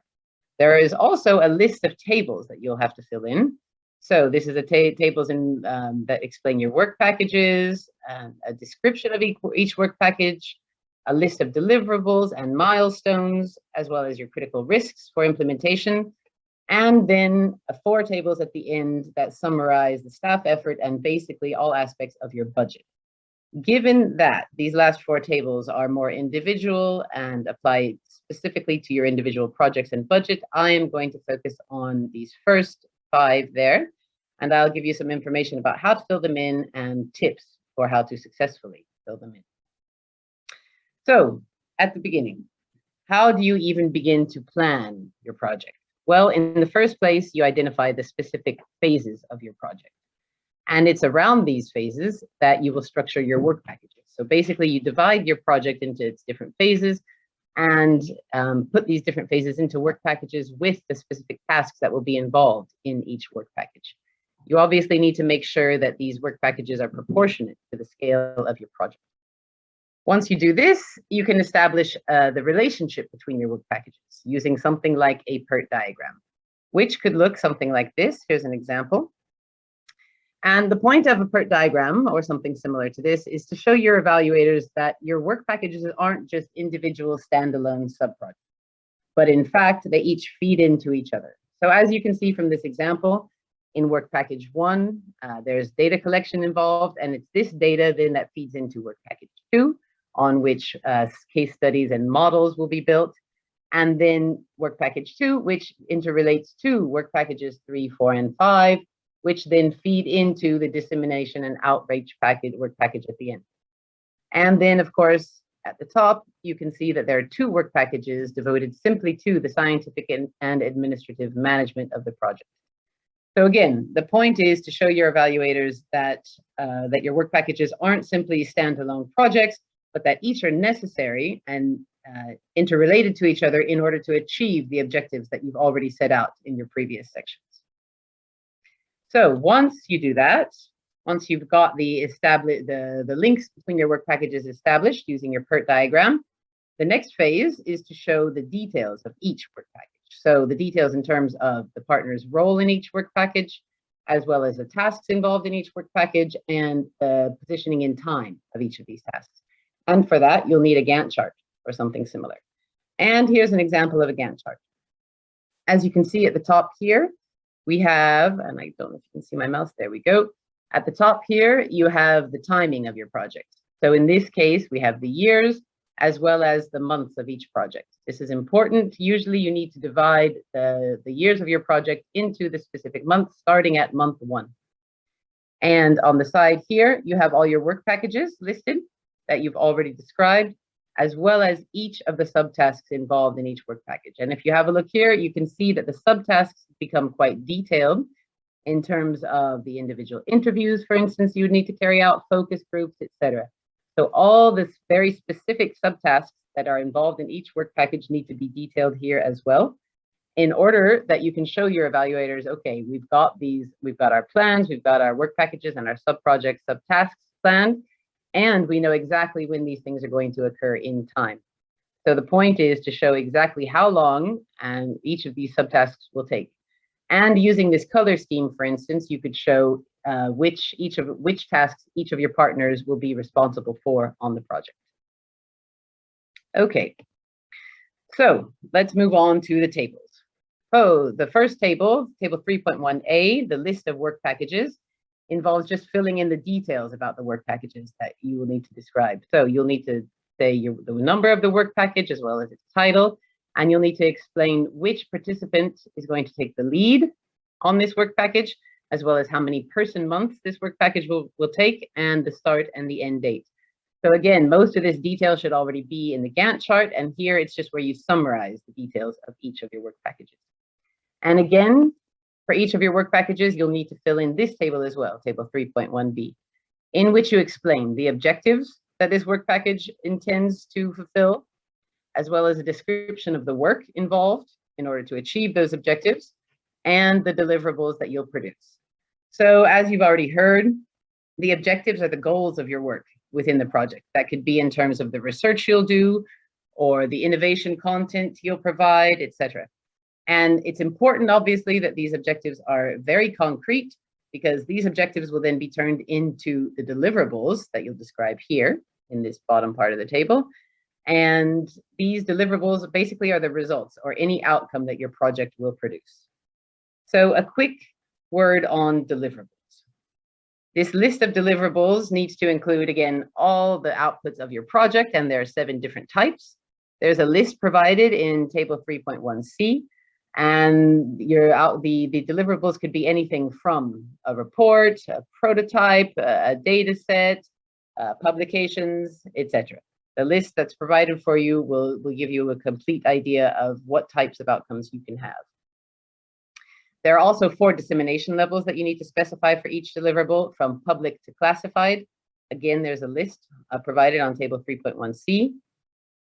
And a couple tips. You need to be realistic, not only in terms of the deliverables themselves, but in terms of their time scale. And this is because the commission, if you are successful and your project then goes into actual implementation stage, the commission will monitor the submission of these deliverables. So these deliverables become a contractual obligation under the grant agreement, and they will check to make sure that you're producing these deliverables as and when you say you were going to. Another thing to keep in mind is that it is also required to have as a deliverable a data management plan. So this is obviously a plan for the dissemination and exploitation of your results. And lastly, I can't really repeat this enough, be concrete. So the deliverables have to be concrete and measurable to be considered an actual product for the evaluators to to see the value in including them in your project. And also they have to respond specifically to the objectives of your project. Okay, moving on, milestones, table 3.1D. So this is what the table looks like in the proposal template. And in general, milestones are basically just checkpoints for the progress of your project. And they're assessed over the duration of your project. They too, like deliverables, become a contractual obligation under the grant agreement. So again, as with deliverables, make sure you use concrete indicators to show that your milestones have been attained. So these are indicators that should be verifiable and measurable. So for instance, if the idea of your project is to design a prototype, one of your milestones could be, okay, we've designed the prototype and it has been tested and shown to be functional. And moving on, risks. This is probably one of the more important parts of this section because this is a place where evaluators love to jump if you haven't identified and explained all the potential risks involved in your project. So let's look at their definition first of a critical risk. A critical risk is simply a plausible event or issue that could have a high adverse impact on the project's objectives. So for each risk that you'll need to fill in this table, as you can see here, you need to define both its likelihood, so that's the probability that it actually occurs in terms of low, medium, or high risk of occurrence, as well as its severity. So if it in the chance that it does occur, exactly how high or low is the impact of this risk occurring going to be on your project. And most importantly, it's necessary, as always, to be concrete in terms of the mitigation measures that you propose here for each risk. So obviously it's not sufficient to simply say, well, this risk is low, therefore we don't think it will happen, or we will try to avoid it. No, you actually need a very, very concrete plan B, mainly to show your evaluators that you are prepared for this project, that you are prepared not only to carry out the research, but for the potential risks that will occur and that you have ways around them. Okay, just to give you some idea of all the different types of risks that could occur that you could have in your project. There could be regulatory risks in terms of all the administration necessary to even start your project. For instance, ethical or regulatory approvals that you'll need to even begin. There could be scientific risks. So these are risks that would involve the actual knowledge or research that you're going to produce. Either it wouldn't be available, or for instance, there could be a problem with your methods and you wouldn't be able to produce the data that you say you are going to in order to reach your objectives. You could also have technical risks in terms of, for instance, the objectives that you've lined up may not be actually, maybe beyond, the state-of-the-art technologies. There could be also economic risks. So in turn, for instance, the solutions that you may come up with in the duration of your project may be actually too expensive to achieve the results that you would like. There could be legislative risks in terms of the approach that you would like to use you cannot, in fact, due to existing legislation. There could also be ethical risks. So the solutions or results that you might come up with could actually infringe on ethical rules. And lastly, there could be social risks. So risks in terms of the approach or your results may not be socially acceptable. Okay, so moving on to subchapter 2, 3.2. Now this section is a bit shorter. They estimate that you'll need about 3 pages for this section. And this is the section again in which you describe the consortium and the capacity of the participants within the consortium. So this is not the section where you describe the individual members of the consortium. That goes in part A. In this section, you focus instead on the consortium as a whole. So the consortium as a whole in relation to the project's objectives. And again, as Aurélie mentioned, you do also here need to emphasize social sciences and the humanities, if possible, as well as gender aspects of research and innovation and open sciences practice. And so the idea is to mention how the specific members of your consortium will feed into each of these aspects. Again, so you need to mention the contribution of each partner to the project. Each one must have a valid role. The evaluators will judge the role that each participant has. They obviously don't want any hangers-on who just jump on with no real valid role in the project. And you need to describe the benefits that each would bring to your particular consortium. So benefits in terms of if there are partners that you have that bring access to critical infrastructure, for example, or if you can describe, and well, you need to describe the partner's complementarity in terms of the different expertise each partner will bring in order to help you reach your objectives, as well as any potential industrial or commercial involvement that any of your partners might bring. As well, and here is where also you would discuss other countries and international organizations and justify any members who are not automatically eligible. So here, for instance, is where you would also explain the involvement of yourself as a Swiss partner, as an associated partner in the project. Again, this needs to be justified in terms of the expertise you would bring, the access to critical infrastructure, anything that you bring to the consortium that makes your role necessary to the project and to the fulfillment of its objectives. Again, the overall goal is to show that your consortium is made up of the right people for the right tasks, not to discuss the people themselves, but to show that you have the right people for these tasks, which will then help you achieve your objectives. Okay, you can also here show the management structure. I give you a couple examples here. This isn't required anymore in the proposal. However, it's definitely worth including if you have space. And I would recommend it because it again shows the evaluators that you've planned how you're going to manage this project. These projects are always involve a lot of management because there are typically many members in your consortium. So being able to show your evaluators that you have a plan for how to manage the project on the whole obviously helps. So a simple diagram like this, if you have the space, showing not only your work packages, etc., but the fact that you have something like a general assembly planned that will then liaise with the coordinator of the project will be very helpful. Okay, so a few general tips. So in terms of the project structure, make sure you have a coherent work plan and make sure you show the links between your work packages and the links not only between them, but the links, the overt and apparent links to your specific objectives in the project. And again, each work package needs to be part of the whole proposal. It needs to have a valid role in the story you tell. In terms of the consortium, make sure you ask yourself the question and answer in your proposal. Does the consortium fulfill all the objectives that you've stated? Do you have the appropriate partners for the appropriate tasks? Have you assigned in terms of your Gantt chart when you explain the role that each partner will take on and in each work package? Are these the appropriate partners for each of the tasks that you'll carry out? And have you selected complementary partners with different expertise? There's no point, obviously, in having two partners with similar expertise. That would be hard to justify. And in terms of project management, again, the management structure is no longer evaluated as such, but a work package on project management is helpful to show that you've planned how you're going to manage this big project. Also address any and all risks, again, so that evaluators don't have the chance to identify a risk that you've forgotten. Identify each and make sure you show you're prepared for the eventuality of each in terms of your plan B, and make sure that these contingency plans are concrete and address each potential risk. And lastly, just a few do's and don'ts. Do emphasize the link between impact section and work packages.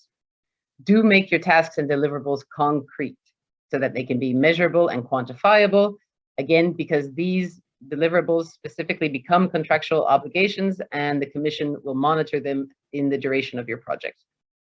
And lastly, do choose complementary partners whose expertise creates a synergy that can help you achieve your objectives. In terms of don'ts, just a couple. Don't describe your plans in vague details. All details, including your work packages, deliverables, and milestones, again, need to be concrete and precise.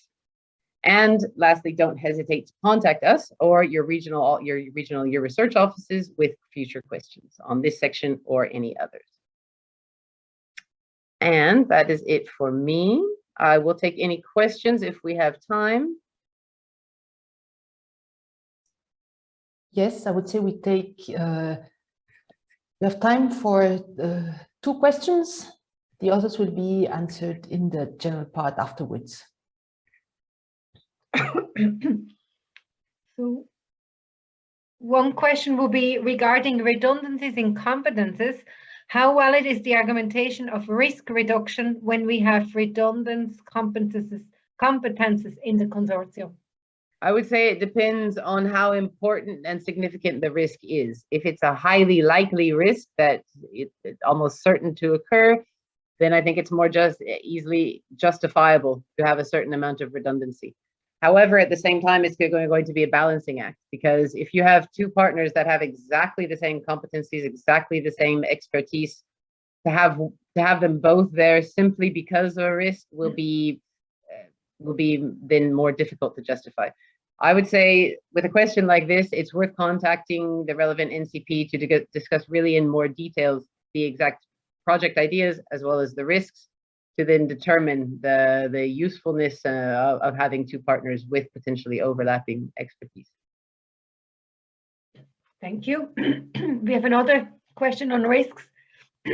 What type of risks should be highlighted? Scientific risks or management and operational risks? Really both. So any risk you can think of along the lines of anything I mentioned there, so including management as well as scientific risks. And the point is to just simply detail each in as much precise detail as you can, and to say the likelihood in which they'll occur. So especially if the management risk you mentioned is potentially highly likely and or severe, yes, most definitely in that case, mention it and explain your plan B as always. Thank you. Thank you. Will we answer the rest in writing? Yes. And so thank you, Jenny and Sasha. I have now the great pleasure to welcome our guest speaker, Ariel Beresniak. Ariel is a physician by training. He specialized in health economic methodologies for public health. And since 2005, he is the CEO of Data Mining International. We are happy to have him here, as his role is project leader and partner in several FP7 and Horizon 2020 projects, and also his experience as evaluator for the European Commission. So we are very eager to hear, Ariel, what you have to share, what your experience is in European projects. The floor is yours. Thank you, Nicole. Can you hear me well? Yes. Great, great. So thank you for your invitation, and very glad to meet everybody.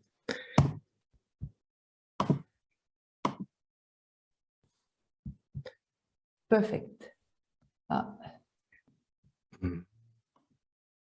We see all your slides? Yes. Can you see my slide? Yes, perfect. Right. So thank you for your introduction, Nicole. So yes, I'm leading Data Mining International. We are a small independent research agency based in Geneva, and we are specialized in methodologies. We are methodologists specialized in value demonstration for innovative solutions. Using mathematics and data analytics, and of course, outcome research and health economics methodologies. So we have the experience of participating in several European Commission projects. I have been coordinator of some of the first one, ECH Outcome and FLURESP. Also subcontractor of ECR for CR, which is an IMI project. IMI is a subset of Horizon 2020 with collaboration with in-kind collaboration with industry, and a current project, now a long project, Remedia, focus on environment, exposome, and pulmonary diseases. And I'm also evaluator. We have just finalized evaluation session last week. It took, so I have experience in evaluating IMI project, Horizon 2020, and the last one was Horizon Europe. We have just finished last week. It took 2 weeks in average, 1 week at home to expertise about 6 to 10 proposal. So at home, and we have to use the criteria, and 1 week all together.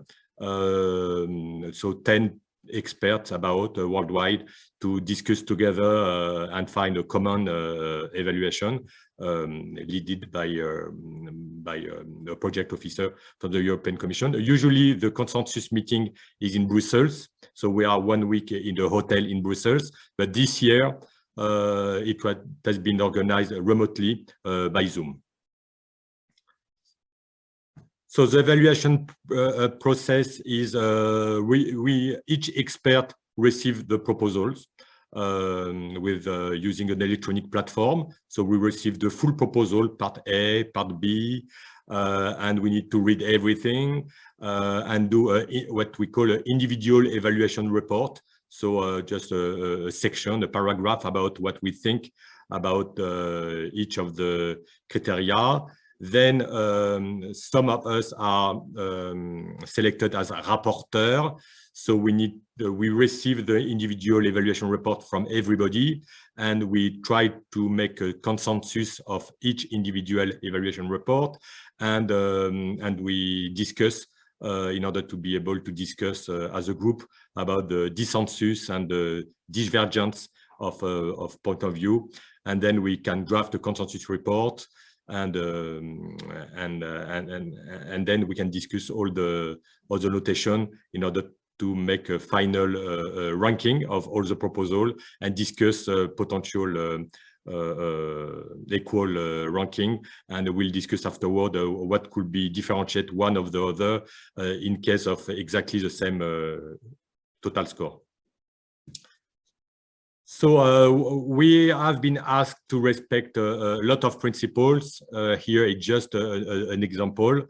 Usually there are 2 keywords, weakness and shortcoming. So each time we read something, we need to decide, is there a weakness? So if there is one single weakness, the proposal is out, it's eliminated. But we can deal with shortcomings, and each time it could be minor shortcoming or important shortcomings. So it's rare to not have shortcomings in a proposal, but it's important for the consortium to not have any weakness. And I will explain to you what is important to cover in order to avoid weakness. Of course, it's a mix between objective and subjective, because some evaluator could say that this shortcoming is more a weakness than a shortcoming, so there is discussion about that. But okay, so each evaluator needs to say, is there weaknesses or is there shortcoming? So the objective for any proposal is to avoid weaknesses, of course, and to avoid as many shortcomings as possible. The next, so this is just an extract of, yes, this is a proposal ranking. What is interesting, so usually after the consensus meeting of the different proposal for one single topic, they are ex aequo with the same note. So there is some rules to differentiate a proposal with the same total score.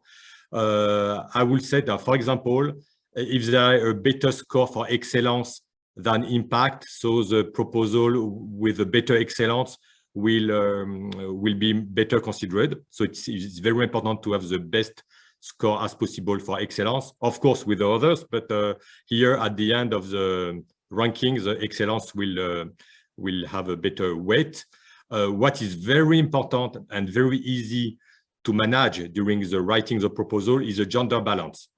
You cannot imagine how the gender consideration is considered very important by the Commission, and it's very easy to manage because it's important to say that every partner has a gender policy. Even if you don't have a gender policy, you can say that you have a gender policy or a gender management plan and describe a little bit what you are planning. Nobody will see and inspect and audit if you have as many women than men in the organization, but at least you need to establish that every partner has a gender plan and a gender balance, and to have a full page of about the gender blah blah blah. Because if you don't have that, at the end you will have a lower note and a lower ranking. But it's very easy to manage because you can just copy and paste the standard stuff about gender things. So it's very important to not skip this, because they will be looked at in very details, and it could be very standard and it's just a promise. Geographical diversity is important, both about the how the proposal will focus on one experience in one specific country, or does the proposal will impact the all Europe or maybe worldwide. So geographical diversity of the scope of the proposal could make also a difference, both for the calculation of the scores and for the final ranking. Okay, so let's talk 2 words about the topic. So it's important to be aware that the topic is a negotiation. Is a negotiation between 27 people representing each country, and every representative wants to have his own sentence in his word, because he wants to push this aspect, or he wants to privilege one big organization in his country with very experienced in this topic. So it's a negotiation, and as every negotiation is very a final text could be very complex, because it's just the aggregation of different views and different pressure to add a specific word and specific sentence. So this leads to complex text, and it's difficult to address all ideas included into one topic, but it's very important, of course, to address all ideas, all single keywords. We will see that. And also, it's very difficult also to assess the level of international competition, because now we see a proposal from all over the world.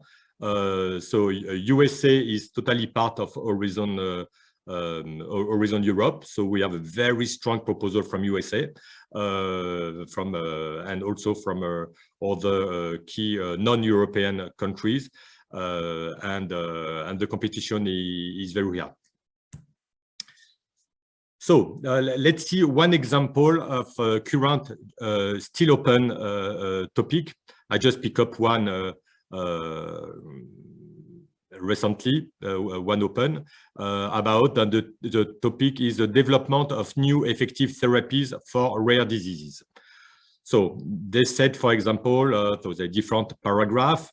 As I said, this is the aggregation of a different pressure from the different countries, and it's very important at this stage to just underline the keywords and the key sentences, because each sentence will be expertised to see if it has been considered yes or no.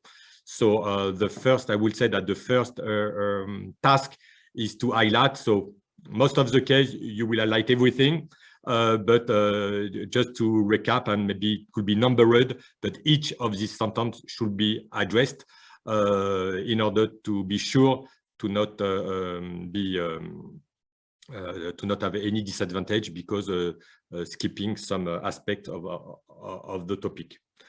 The same here. So here the proposal should address most of the following research activities. It's a must, but if you can address all, that will be more important. And also please underline every key sentences. So establish multidisciplinary collaborations.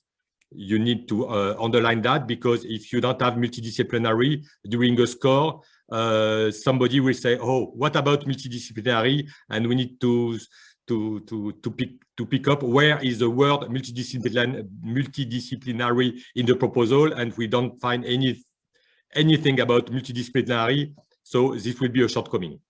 Also, integrate harmonized data from multiple sources. So we need to, if there is nothing about integration of harmonized data from multiple sources, this will be a shortcoming, or maybe worst, a weakness. And the weakness is the full proposal is out. So it's very important to address each of these sentences after underlying the things. And the beauty of the writing a proposal is to be very creative, to invent a story which could address every aspect of the topic. So any story would be okay, provided you are able to address every aspect of the topic. So it's okay. So my personal recommendation, of course, there are many other ones, but it's just my personal recommendation, is, as I said, to track and select the keywords and key sentences, to address every keyword and every key sentences of the topic. Sometimes it could be not very important if we forget one, but sometimes it could be very important. So the important consideration is to not forget any single aspect. And also to help the evaluator. Imagine an evaluator need to read at home tons of papers, a very complete proposal, and maybe 6 to 10 proposals. So if the proposal is a little bit helpful, it could be good. For example, using colors, I see a different proposal using a lot of colors. It's maybe a little bit flashy, but it could help sometimes versus full black and white. And also, if you could address how each keyword and each key sentences has been taken into account, this is very helpful because, for example, multidisciplinary, we need to check if there is something about multidisciplinary. So if the keyword and the key sentence is addressed properly, it's very easy to tick the box and say yes.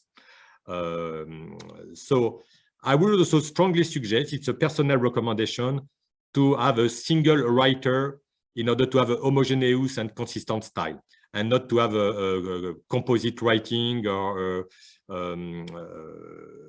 because sometimes a writer could have a long sentence, sometimes other writer have a short sentence, sometimes we can see, and it's very tying to and difficult to read the different style, and so the one single writer is the best, and the writer could make his own shopping with all the contribution of the consortium.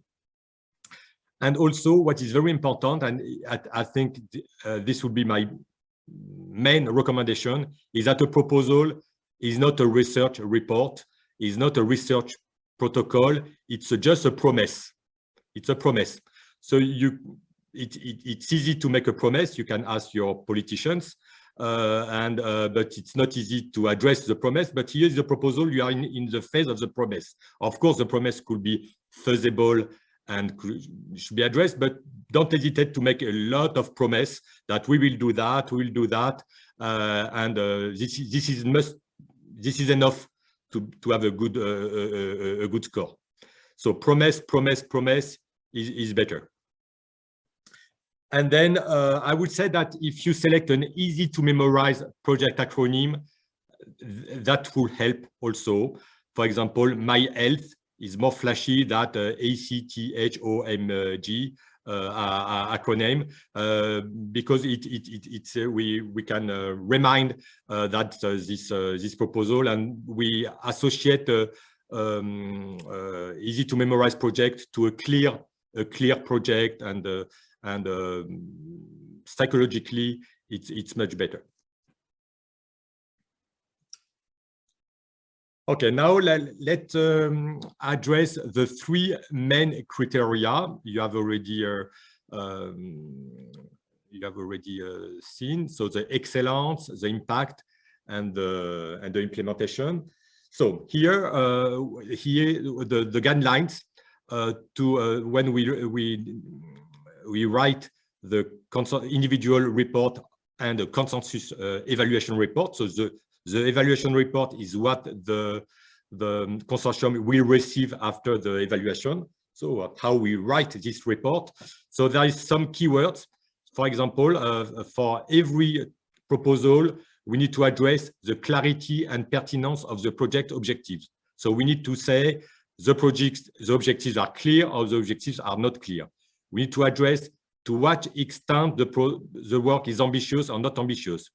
Also, a very important keyword is the state of the art. It's very confused what is the state of the art, but you need to somewhere to convince that the proposal is beyond the state of the art. Because if it's not beyond the state of the art, this will be a weakness, and if it's a weakness, the proposal will not be funded, whatever. So soundness of the proposed methodology also is guidelines to address during the consensus report. So according to that, the evaluator will need to see to write, okay, the objectives are clear or not clear enough. Are they specific, measurable, achievable, realistic? And this is excellent, or this is convincing, or this is not good, or this is a shortcoming, or this is a weakness. And then the next phrase, we need to know if it's pertinent or ambitious. And we write, for example, the objective is pertinent, fully or not really, or poorly, fully aligned with the scope or not fully aligned with the scope. And then the proposal goes beyond the state of the art or doesn't go beyond the state of the art or poorly beyond of the art. So we need to address each of these keywords and then make a phrase. And if we have enough material in the proposal to say that it's everything is good, that's perfect. So what about the impact criteria? So here they have the two first sentences we need to address during writing the consensus report. What about the credibility of the pathways to achieve the expected outcomes and impact? What about the suitability and the quality of the measures to maximize the expected outcomes and impact? So that means that because we need to address that, the impact should be measurable. We need to be able to quantify the impact. This is very easy. For example, if you plan scientific communication, it's better to say we will plan 5 scientific communication or 10 articles. This is measurable. If you say we will do scientific communications, we don't know what is the promise and how to measure exactly. So just say, okay, we'll do 2, 5, 10 scientific communications, something measurable, in order to be able to say that, for example, the project results. So in the red square, this is an example of a consensus report addressing this criteria.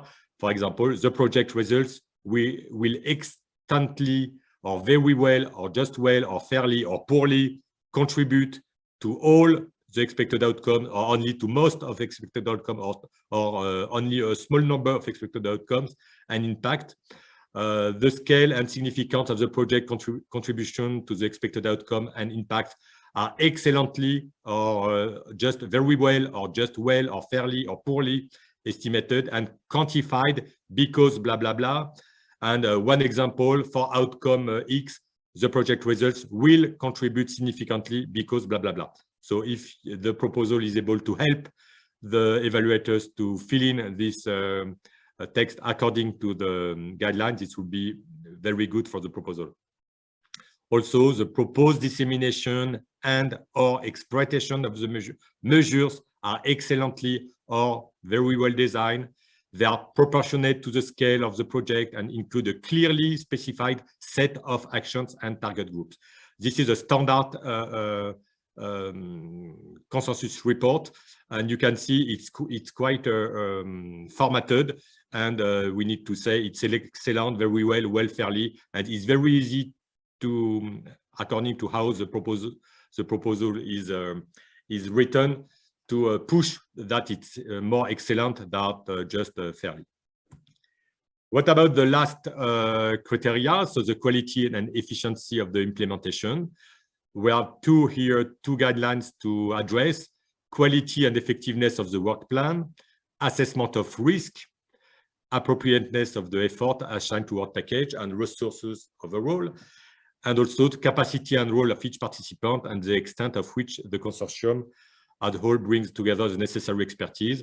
Also, the quality and the composition of the consortium is very important.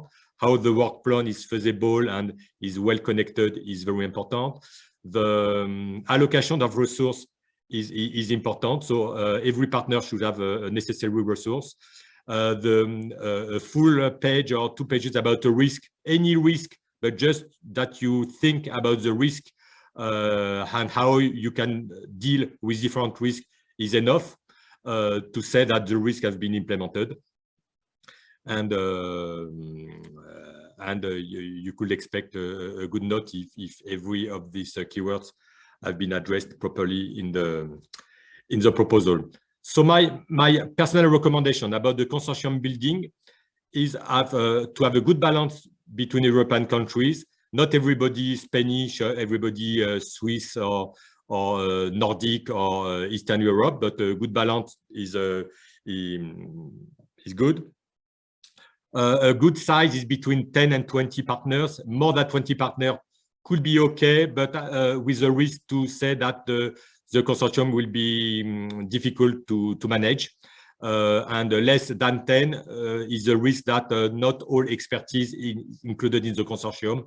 So between 10 and 20 is perfect. Of course, it's not mandatory, but it's just easier to address. A good balance between academic, SME, and industry is a plus, of course. I have also note that more and more the public, para-public, for example, European agencies or international organizations such as WHO or European Medicine Agency or European Center of Disease Control or the British National Institute of Clinical Science. So official agencies, national or European or sometimes international, are very good. It's very flashy to have some of these organizations in the consortium. Sometimes it's just for to be present. But I think that it's always considered as a good consortium if some of these partners are included. Personally, I don't think it's very fair, but it's just flashy for most of the evaluator.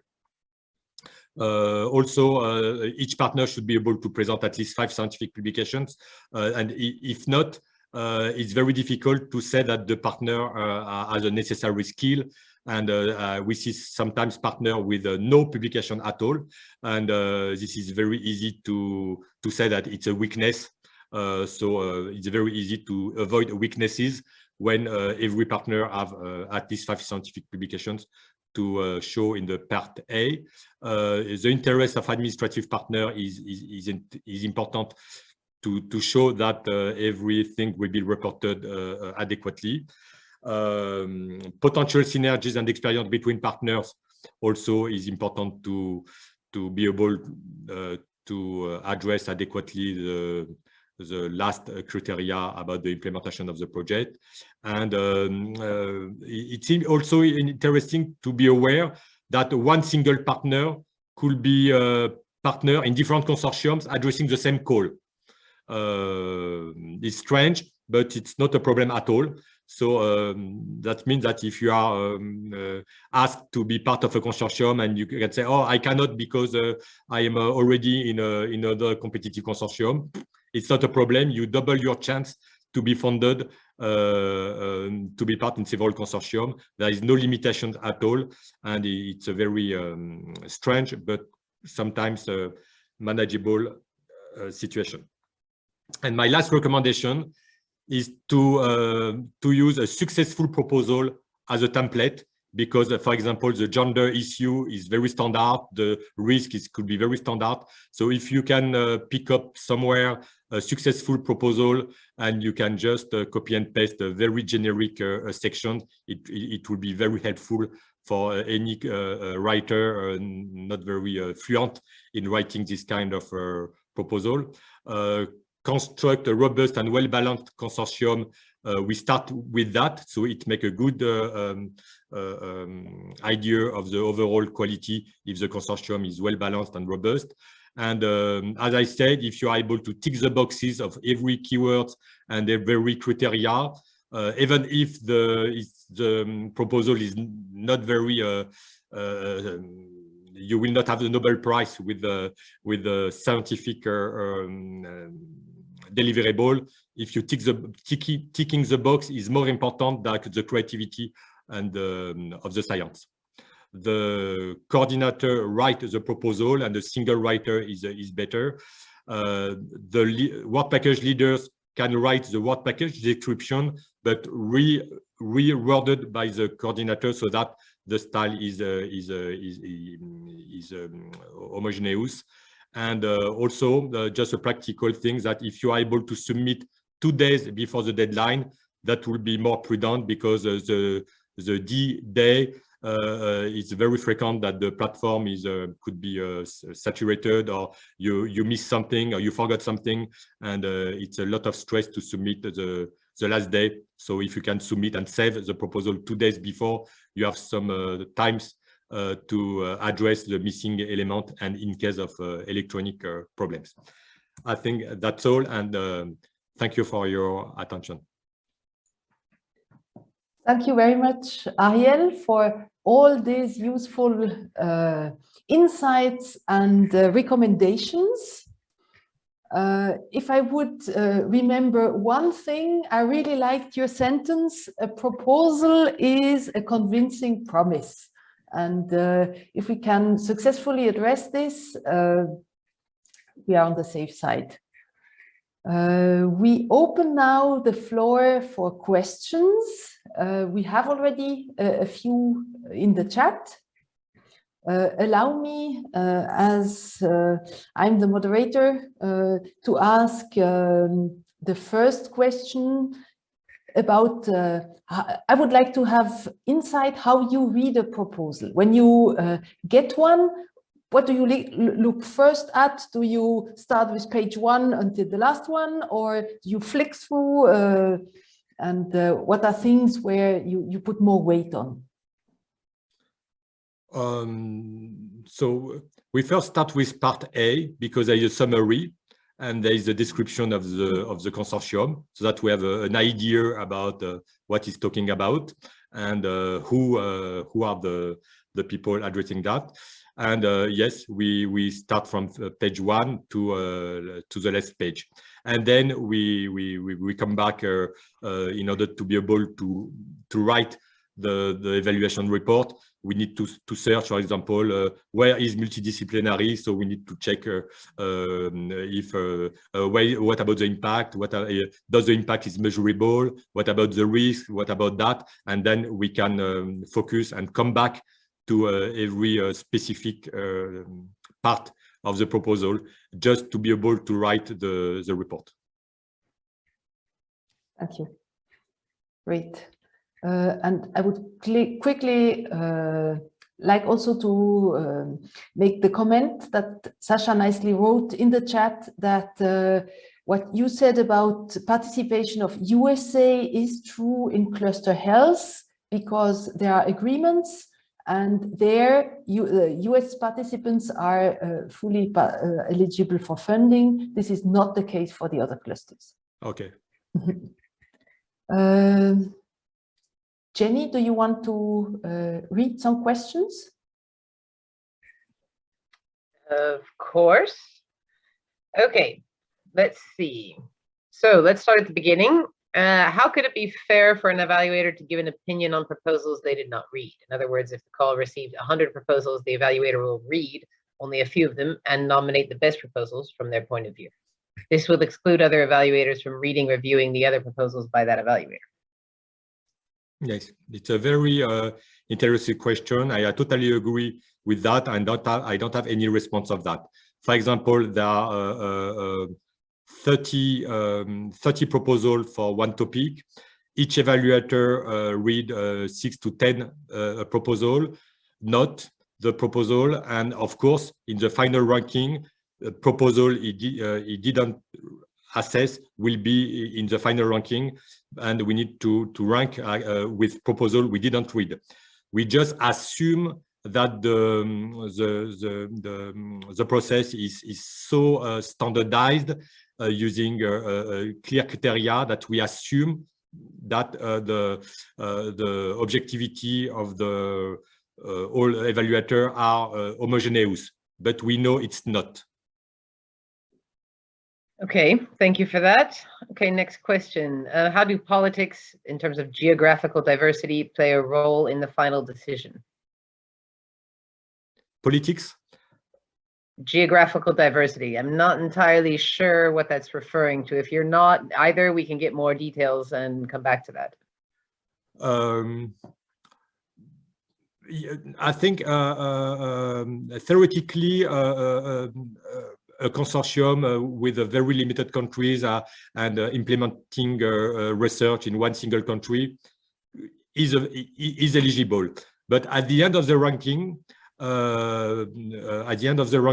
when we will talk about what about the European impact or the worldwide impact, it won't be well considered. It's a reason why a good geographical diversity make a good point from the beginning to have a positive thinking about how we read the proposal. Okay, thank you. Next one. I'm involved in a consortium aiming to promote women-led innovation. Our consortium is almost all women. Does this mean that we need to recruit some men for a gender balance? This is a very nice question about positive discrimination. Yes, theoretically, gender balance is both men and women, but I will say not only, because I add in order to not only men and women, because I was very surprised when I signed the contract from the evaluation that I need to take if I am a male, a woman, or not binary. So there is a third possibility to not be a man and woman.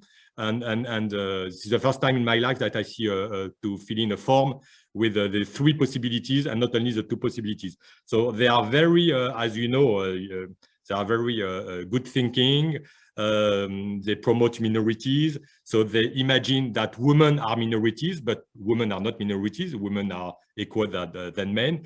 I imagine that a full women consortium will be very well considered, even if the men will be not the main topic of the consortium, because it's just a political gender balance.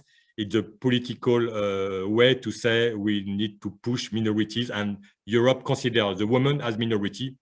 I don't know why. Okay, thank you. Next one. What are the expertise of the reviewers for health? E.g., only medics, economists, IT, or a mixture? And are there any citizens involved in the review to give the perspective of patients? I think in health, not everybody is medics, and fortunately, because all medics are not necessarily scientists. So to do research, I'm physician, but I had a PhD after, and as a physician, we are practitioner. We are not a researcher. So there are some people, a lot of people like me, both researcher and medic, but of course not only medic, and it's a mixture of every skills selected by the commission to address specific topics. Isn't it about you had, when you registered as evaluator, you put keywords, and normally the European Commission should select the reviewers according to the different keywords? Yes. Yeah. Okay. I imagine it's like that.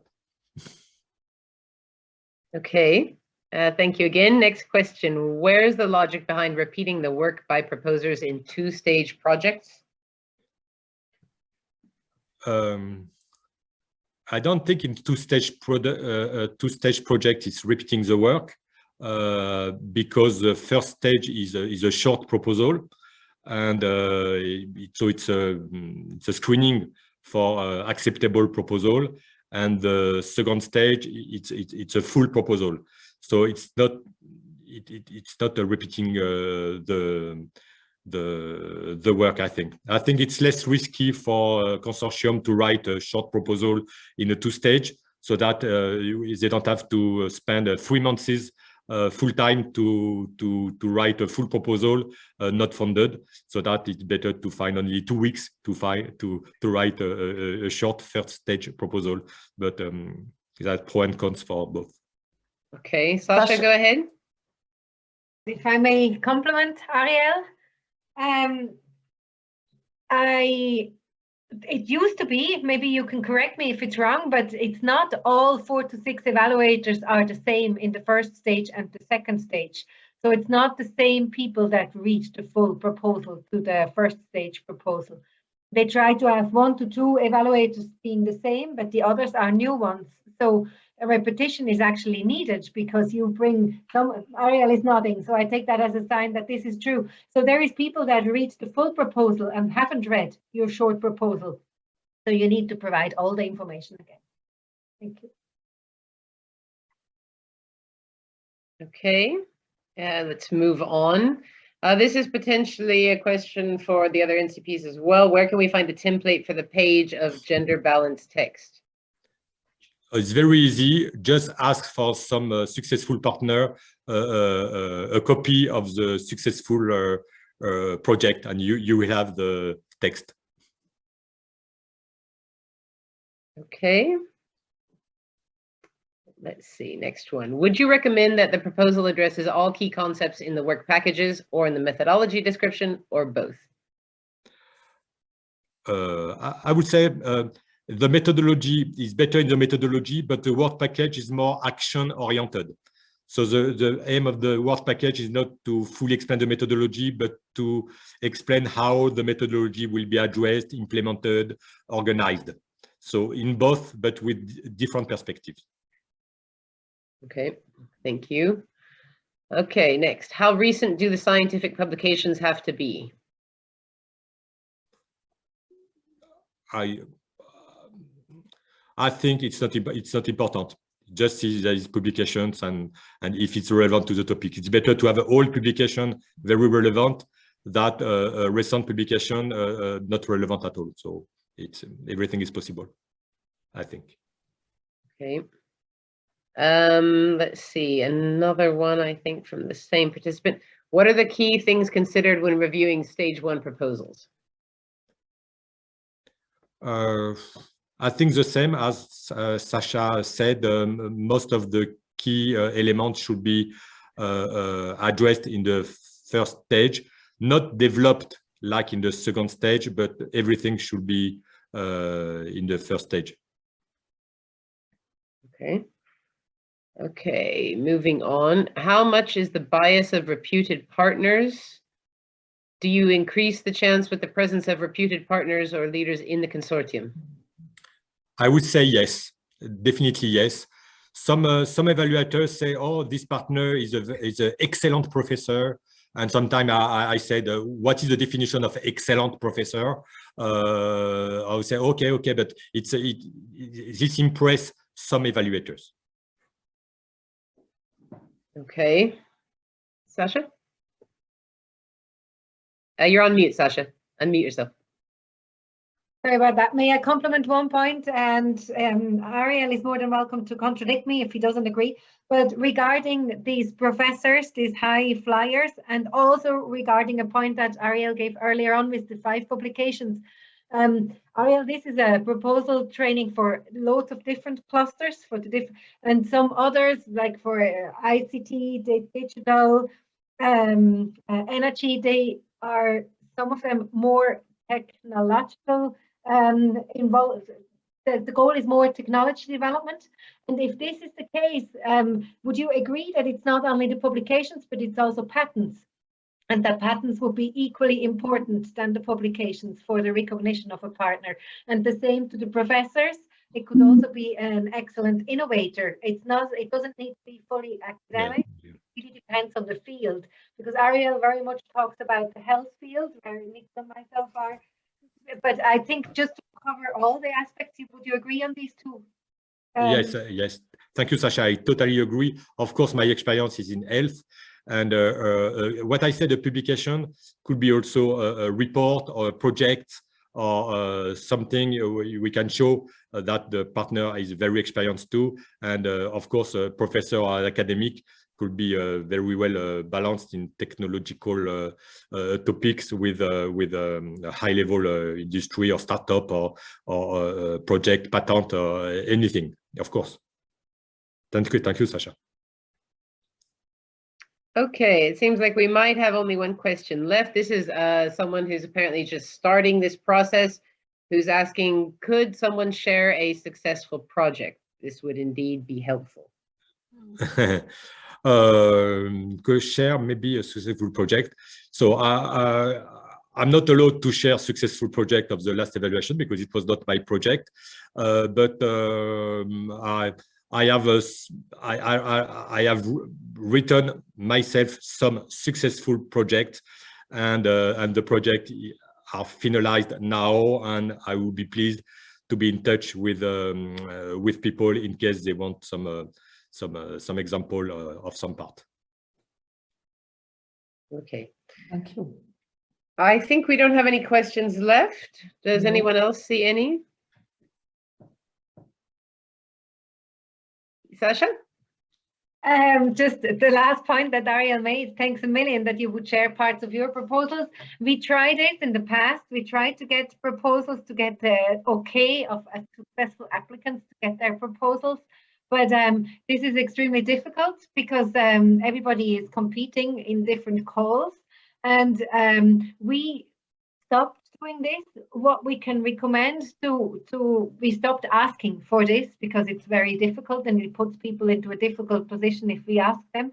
What you can do is you can go back to your institute and ask, or ask within a potential consortium. And if you are in a consortium with, I'm saying something with ETH or with Karolinska or with INSERM, there may be less fear of sharing with their colleagues that are within the institute, and then you get access to such a proposal. We at Euresearch had difficulties in the collaborative programs to come up with such proposals.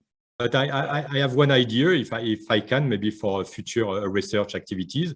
Why not NCP or Euresearch can construct a generic proposal with at least a generic part about the gender, about the impact, about the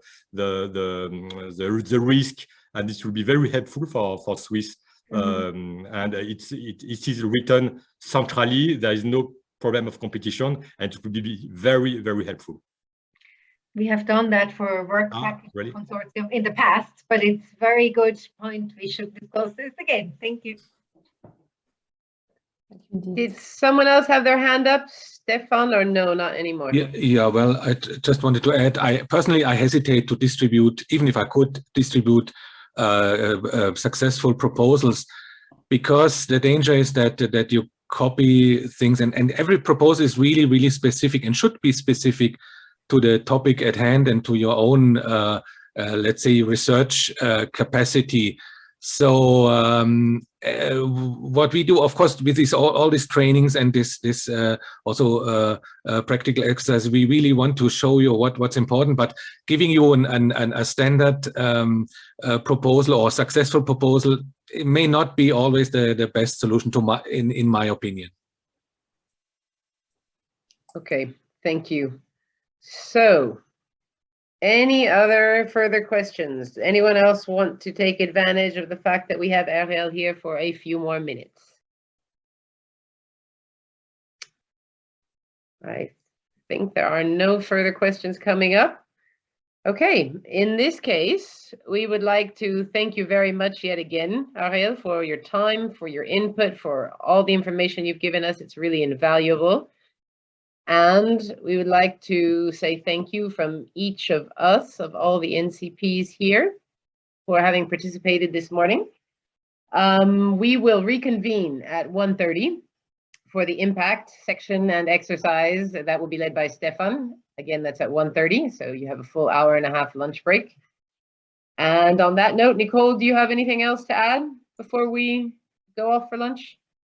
You received, there is a different link to join the hands-on exercise you received in the mail sent out by Jenny. And I would also like to thank you all for attending. and contact us if you have questions. And lastly, don't forget, when you do close Zoom down right now, a short survey will pop up, and we would very, very much appreciate your feedback, as Nicole mentioned, to help with our quality control. Thank you again, and have a good lunch. Thank you. Goodbye all.